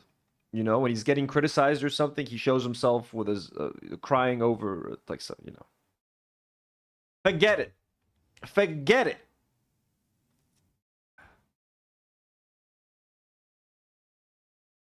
Yusuf says, I don't think Larry David is, but he is around a lot of Israel supporters. When his show ended, he said he's taking time away to focus on a cause that meant the most to him. Doctors Without Borders. Oh, really? That would be fucking dope. Let's check. I just want to know. Because weren't they going to film a season in, like, Israel or something? And they had an episode that was kind of fucked up, I remember, of Curb Your Enthusiasm, where he had a crush on a Palestinian woman.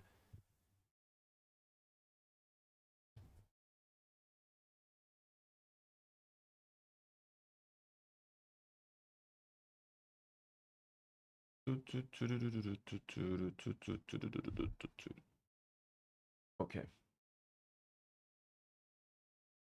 Wait, we got a second member today? Right, that's right. Polish gifted a membership. That's right. We're at 431 members, folks. Let's go.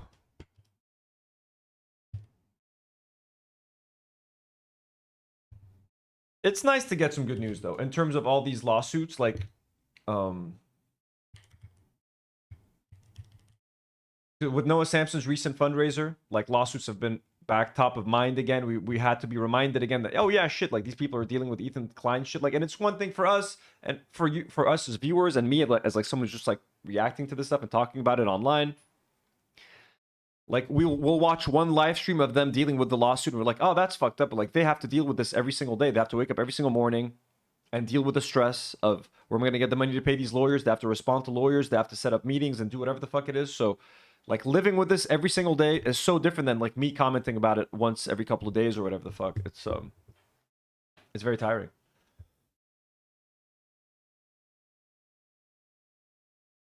What do you guys? Okay, so by the way, I asked, was Ethan always like this deep down? We got 293 votes, yes at 86%, no 14%. Holy shit! So everybody thinks Ethan was always kind of like this, and was just waiting to be exposed at some point, huh?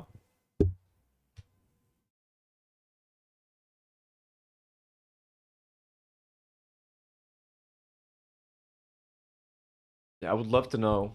Let's check out H3 real quick.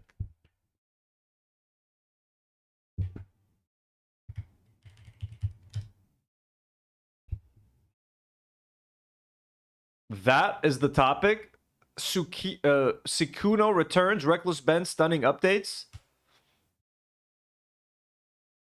So they're gonna try to ride that Reckless Ben stuff. I understand that. So no denims, huh? Just acting like it's not gonna happen. Look at that. Let's see if the chat is mentioning the denims. What's up, early people? Denims updates.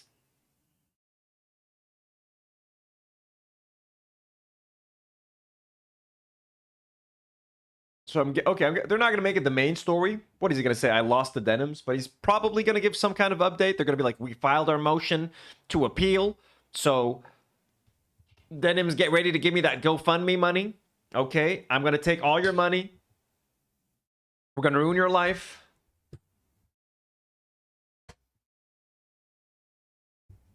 And that's what's going to happen.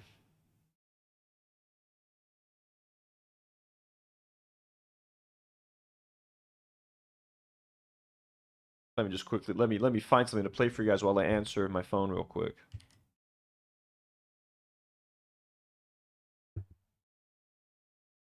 Oh, Haley, you're leaving, Haley? Thank you so much for being here. Oh, going to the hospital with mom for some post-op issues. Take good care. Haley, love to your mom. Hope she feels better. Thank you so much for being here tonight. And for being here for everybody in the chat. We very much appreciate you. Send all our love to your mom. Good luck at the visit. Everybody put a lot of hearts in the chat for Haley and the mama. Let's go.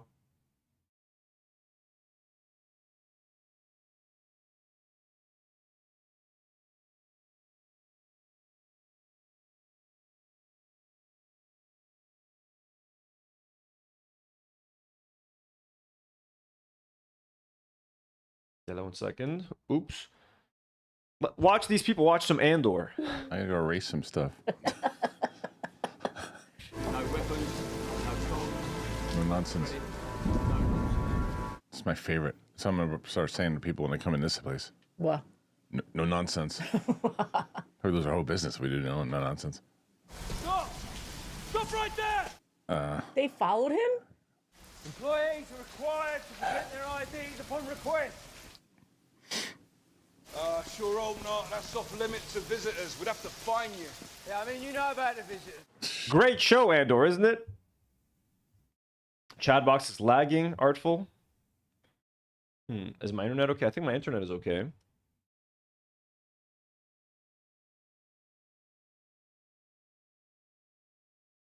Top chat, back to live chat.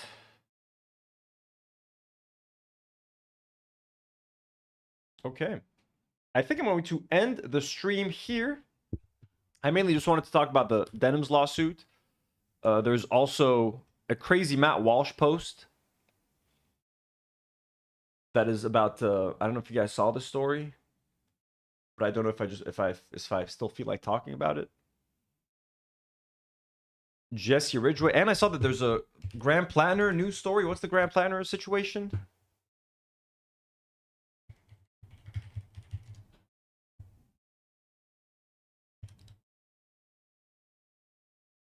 Some kind of allegation. Now, Mr. Platner, it's good to have you on. Thank you so much for doing this. Yeah, thanks, Chris. I really appreciate it. Thanks for having me. Platner faces controversy amid Maine Senate campaign. I just want to say at the start that, like, you know, we've had you on before, and I think you and I are both people that in other contexts talk about income inequality and healthcare and all those issues, which are extremely important, and we devote a lot of time to on this program. This is not, you know, the thing that we spend a lot of time chasing. But, you know, there's some serious stuff there I want to go through with you, and I think voters have a right to know about it. And I want to start with what Ms. Fifield says about being rough is the term the Times. And I'm going to just read you the account so you have it. This is from the Times. Mr. Platner could be rough with her, Ms. Fifield said, particularly when they were drinking, leaving her shaken and sometimes afraid. In the interviews, she grappled with how to process her experiences. She was quick to note he never hit me, he never punched me. She said he regularly grabbed her by the shoulders, sometimes hard enough to leave marks. On one occasion, yanked her out of a cab by her wrist after an argument in which she wanted to stay in the car. During one argument, she recalled he twisted her arm behind her back, shoved her into a bedroom, and held the door closed from the other side so she couldn't get out, telling her to remain there until she was calm. Eventually, Ms. Fifield said she fell asleep and left the next morning. It hurt, she said, but she added it didn't cause any injury. It didn't break my arm. Did that happen? No, it did not. There are some allegations in this. Damn, here we go again. So wait, his ex, Miles Murphy Cork says his ex said he knew exactly what the Nazi tattoo meant and he got it for that reason? Really? Piece that I just want to be kind of unequivocal about. So yeah, his girlfriend is saying that he's a horrible guy. Are simply not true. Anything alleging physicality, anything alleging that I knew what my tattoo was, these are the statements of so someone. He knew what his tattoo was? I mean, honestly, the tattoo thing was a huge disqualifier for me. Walking around with the Nazi tattoo for 15 years, are you fucking shitting me? Who's politically motivated. In this piece, there's a lot about... Oh, Fartwain says, just so you know, this woman works for APAC and won an APAC award in college. Well, that changes everything then. I'm sorry. APAC, instant disqualifier. APAC disqualifies her. Nazi tattoo disqualifies him. They both suck, okay? But yeah, APAC, no, I'm not buying this shit, I guess. My struggling, not being a good boyfriend, certainly self-medicating with alcohol, and I've been very upfront since the beginning of this campaign that was a pretty dark period of my life after I came back from my combat service, and that's what that kind of life looks like. And so there are things in this that I absolutely will take responsibility for and have been speaking about openly for months now. But those serious allegations are just not true. You did not grab her by the wrist. You did not put your hands on her shoulders. You did not push her into a room that you closed the door on. She's lying about that, is what you're saying. Yes, that is not true. You mentioned the tattoo. So I want to talk about that because I think this was troubling to a lot of people. And I think, again, your account of it assuaged some of that fear, clearly in Maine voters, as reflected, again, by reporting and polling. She says, same person, that you referred to the tattoo as my Totenkampf, which is the German word for this particular Nazi symbol. There's other reporting in Jewish Insider in October in which an anonymous acquaintance says you used that same phrase. Did you know what this tattoo was about before last October when you said you first became... I have a question for you guys in chat.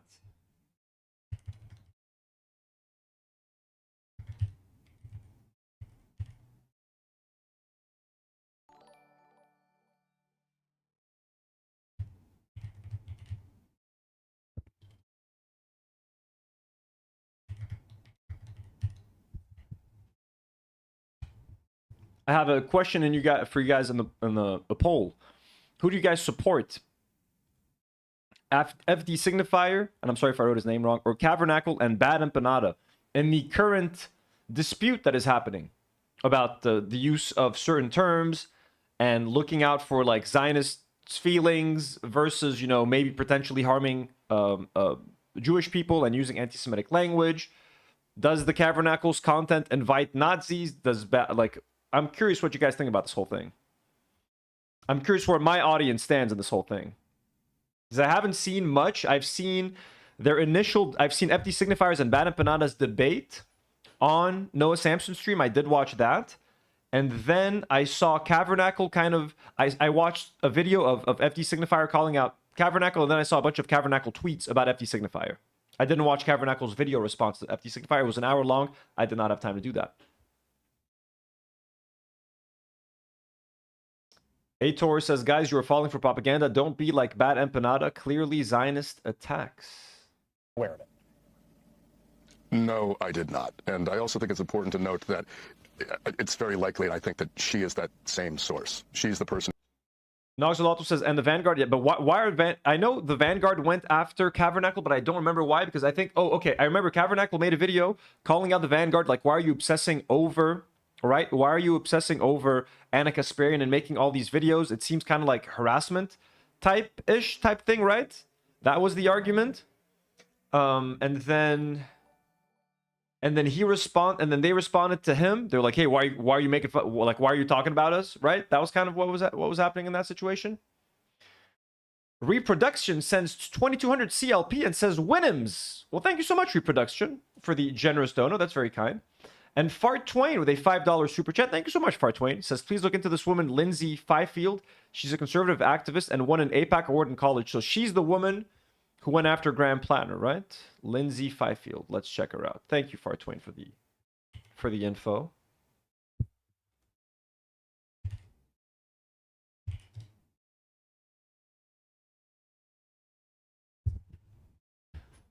Lindsay Fifield. Who is Lindsay Fifield? Graham Platner's ex-girlfriend.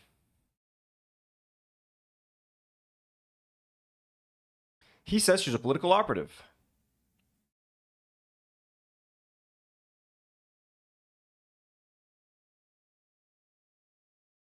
She lives in Virginia, is listed as a visiting fellow on the website of Conservative Independent Women. Let's be very clear. This is a lifelong GOP operative who's dedicated her career to electing Republicans, a Platner campaign said in Thursday statement. In October, CNN's K-File ran a story citing an anonymous source who alleged Platner knew years ago that the skull and crossbones he had tattooed on his body. Damn, fair enough. Yeah, I honestly, if she's anyway affiliated with APAC, I don't trust her. Like, we're done. We donezo. It's over. Oh, Noxalato says, no, it was about Platner, Apologia, and Kyle. Was that recent? Kyle Kulinski. So the audience is pretty mixed so far, huh? Based on 60 votes, 41% support FD, and 59% support Kavernacle and Bad Empanada.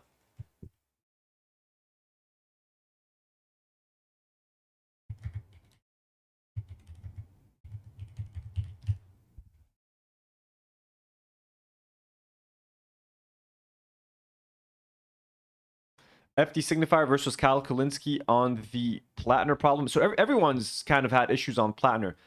It's mainly white people that are okay with Platner. That's what I'm finding out, right? White people have no problem supporting Graham Platner. And everyone else is kind of like, what the fuck? Why so quick to, like, forgive the guy? Lydia Cruddy says, BE and Kavernacle are correct. The Palestine Solidarity Movement has spent way too much time catering to Zionist feelings. That's where I feel I'm sort of falling on the side of this argument. I definitely agree that, like, for example, Bad Empanada should never have used the word slave to FD Signifier, calling him a Zorg slave, Zog slave, Zionist occupied government. So him using Goy slave, him using the word slave with a black person. No, like, you just can't do that. And I completely understand, why that would be upsetting and how that's offensive, etc. That was so out of line. But I want to kind of watch maybe Kavernacle's video, because what FD said about Kavernacle I don't think is fair,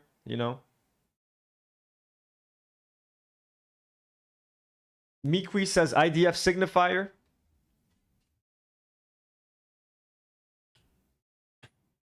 Yeah, but I agree with Just Polito. I care more about the Palestinians and Lebanese than triggered libs' feelings. I do agree with that.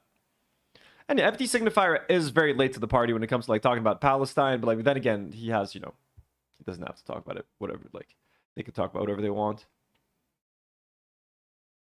Lydia says FD is a liberal fraud. Malcolm says FD is a complete fraud.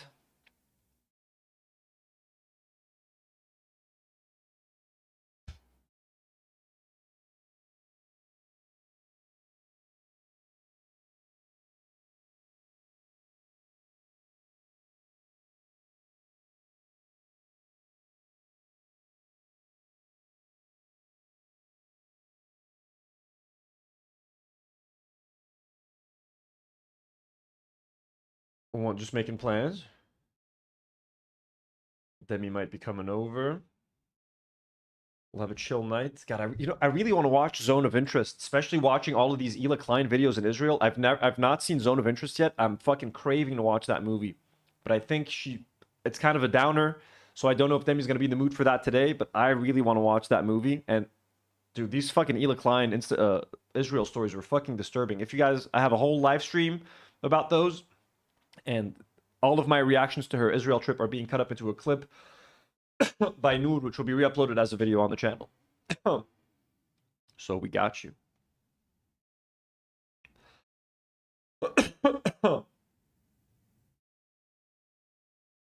How's everybody doing? So 53% support Kavernacle. My audience is split, which is pretty cool, because also when we had Sean the Black on Better Left Unsaid, I asked, I'm like, could you, like, what are some important black voices in the political commentary community? And the first name he recommended was FD Signifier. So I understand that FD Signifier is an important voice in the Twitch community. I'm not going to be quick to call him a grifter. I don't know enough about him to call him a grifter, like some people are calling him in the chat. The fact that Sean the Black recommended him as a good moral voice to listen to, I do want to give him the benefit of the doubt. And I do think that he's just not maybe educated on Palestine, Israel enough. And to him being so late to learn about it, he doesn't maybe quite understand how dire it is.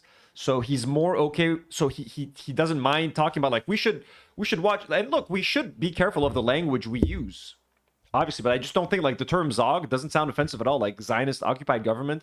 Like, I know that feeds into a stereotype of, like, Jews in power or whatever, but, like, here it's very clearly talking about Zionists, and Zionists occupied as in like AIPAC, and, like, taking being very influenced by the Israeli government, etc.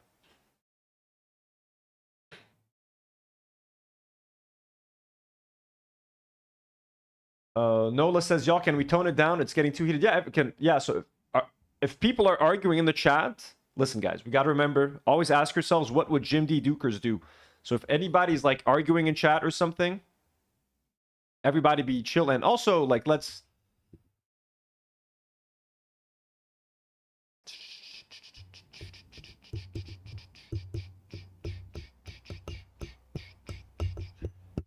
Even if neo-Nazis... Now, okay, so if neo-Nazis came up with a term, maybe that does make it kind of problematic.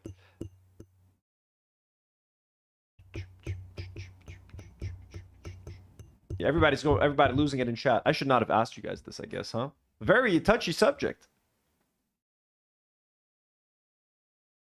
What I didn't like, though, like, I'll say what I didn't appreciate was FD Signifier, like, talking about Kavernacle, like, having Nazis in his chat. Like, as if, like by saying that, are you trying to dissuade the guy from doing the activism and the pro-Palestine commentary that he does? Like, so what if some fucking Nazi freak agrees with the point that Kavernacle is making, but Kavernacle is making a great point? Should Kavernacle feel dissuaded of making these videos and making those points because some fucking freak might be like, hey, I also agree with that? I mean, listen, you're gonna have, like, you know, Nazis drink water. Nazis go to the bathroom and piss and shit. Like, there are some truths that might be universal at some point. So, I don't know.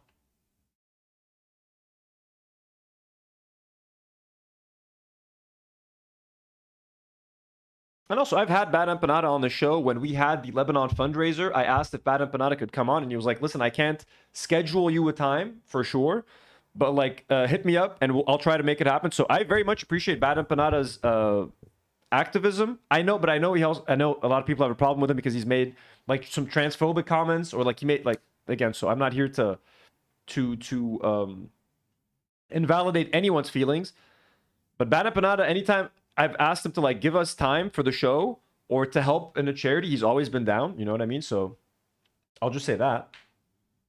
He's been cool, and I'm sure I've never asked FD Signifier to help, or Kavernacle, but I'm sure they would both be down as well. Like, if FD and I were, if he knew me in any capacity, and if he liked me, I'm sure he would have also been happy to give us time. He was more than happy to hop on Noah's stream and help him raise funds, which I also appreciate. Anyone who's a friend of Noah's and who's willing to help Noah raise some money, you know, I think that's good.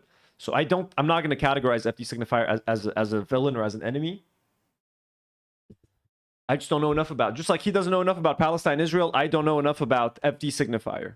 You know, I've yet to watch a single one of his streams. The first time I ever watched him sitting down and having a conversation was on Noah Samson's stream arguing with Bad Empanada. That was my first exposure to him. So, and that was like that's quite the first live stream to choose, I guess, right? Birdlords is asking what transphobic comments. I don't know. He made a joke. What did he said? Like, I don't care, but like, I don't remember what he said, to be honest with you. But people on Twitter were like, he made transphobic comments. I think he once said, like, I don't care about the feeling of like trans people when it comes to like this thing that is way more important or something like that. So some people, I'm just saying, if someone in the audience is trans and was offended by his comments, I'm not here to invalidate them. But I don't remember the exact comment that he made. He didn't. I don't think he made a transphobic comment though. I think he was saying like, I don't care about this. This is more important. And some people interpreted it as he's making transphobic comments. I think that's kind of what it was. Bad Pierogi, who's been a member for 11 months, says justice for George. I think he's a good empanada. I still think he's a good empanada. And I don't think he's a grifter. And I don't think he's just out there just to shock people, just to get clips. I still think he's a very useful part of the left. We need someone like that. You need someone that is very extreme. You need people at all ends. You need someone who's kind of an attack dog, who's not worried to say the sometimes unpopular thing and make people uncomfortable, because the things that are happening right now should make you uncomfortable. Genocide should make you uncomfortable. We should be more concerned about the genocide than policing our language. But if our language does start veering into Nazi territory, it is fair to question that. It is fair to question that. But is it fair to question that, like, when is it fair for FD Signifier to question that when he's done nothing to talk about the Palestine cause, and when he does talk about it, it's mainly to kind of lecture people about the language that they're using? So I think if you were a more vocal proponent for Palestinians, if FD Signifier had spent way more time defending Palestinians and talking about the Palestinian cause, then he's like, listen, on that note, I don't like how these people are talking about the cause because it makes it look bad. Then I think he would have more credibility in that matter. But the fact that he openly has admitted that he doesn't know anything about Palestine, Israel, that he doesn't really cover it a lot, to then, when he does choose to cover it, he chooses that angle of it, I think, like, it's kind of a waste of resources. Like, he seems like a great voice to have on our side. So just focus on how unfair it is and on the injustices.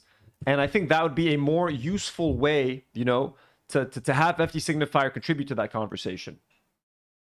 Does that make sense? Mia Luca says, I'm trans and I'm not offended. Okay, fucking awesome. Let's go. I don't... Did someone write what he said exactly? Oh, Ghost ATW there clarifies it. He said that people hide behind being trans as a marginalized identity. Cool, yep, all performative. Thanks, Georgie. Oh, is that what he said?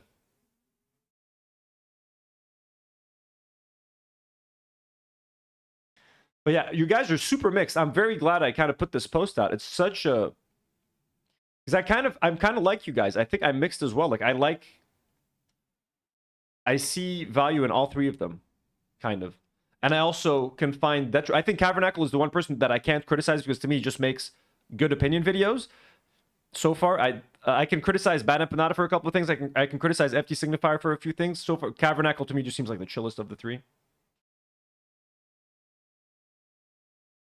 But anyways, guys, I'm going to log off. This is my second live stream of the day. If you guys want to watch my second live stream today, we reacted to the Reckless Ben updated videos of the leaked police footage that was on, that they had redacted. So if you guys are into the Reckless Ben Bricks and Minifix saga, I just streamed for it was a short stream. It's an hour and 15 minutes. You guys can watch that and enjoy. We also read the blog post released by Bricks and Minifigs announcing that Brandon and Josh have left the company. To everybody who tuned in today who left a... Ooh, MMMOza sends a 25 AED super chat. Thank you, MMM. Right before we go home. Thank you for sending us off with a pleasant little gift. FD isn't educated enough on Palestine, but he's going to debate the origins of these terms. That's a good point, MMMoza. That's a good point. And that's one of my biggest criticisms of FD is like, why are you talking about these terms? And why, if you're not talking about Palestine, again, he would have had more credibility to me if he was an ardent supporter of Palestine. I would listen to him more when he points something like that out. But the fact that he hasn't spoken about Palestine makes me question his decision to talk about that a little bit, you know? MMMoza, thank you so much for that lovely super chat. Let me thank everybody who sent in a super chat or a gifted today. MMMoza, Ator, Noxolotl, Fartwain, Reproduction, Haley D, Mudmud, Ancients, Miskatonic, Polish Pusher, Cypher, K-Mac, or Kamak, Marine Animus, Aesthetic Kiri. Thank you so much. And Clay Bentrice, we appreciate you guys so much. Thank you for supporting the channel, for being here for us. Oh, sorry, Ator, I missed one of your super chats. Bad Pool Anthony. Kavernacle's response wasn't really against FD. He was just giving his perspective, and Kavernacle didn't like being associated with Bad Empanada. In the end, everyone hates Bad Empanada. I don't think everyone hates Bad Empanada. I don't think that's fair. Thank you guys so much for being here. There will be no live stream tomorrow on Saturday. We're supposed to have an episode of Better Left Unsaid on Sunday with North Star Radio and James. I have Demi's event. Again, if you live in Lebanon, come see us on Sunday at Madam Khail Beirut at Cosmic Studios. So I have her event on Sunday. I might not be able to join the boys. They might stream without me. We might delay the stream by an hour or two. We'll see what we can do. So no guarantees that I can stream this weekend, but definitely no stream tomorrow, okay? So congrats to Denims. What great news. What a great way to enter into the weekend. At least some good news, you know, something positive. Have a great rest of your day, everyone. Enjoy your weekend. Please take care of yours. Be nice to each other. Join us on our Discord. 1 second. 1 second. Maki wants to say hello. Come in. Who wants to say hello? The people miss you, man. People miss you. There he is. He wants food. He wants his food. Want to look at the camera? Just looking down.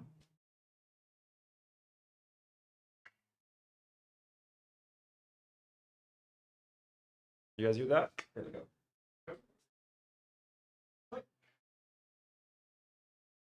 Join your system. All right. Time to go feed these little babies. Love you guys. Enjoy the rest of the day. Enjoy your weekends. I will see you maybe on Sunday, and if not next week, tons of streams. Lego building, the gaming, everything. It's going to be fucking crazy. Bye-bye, everybody. See you later. Do not worry.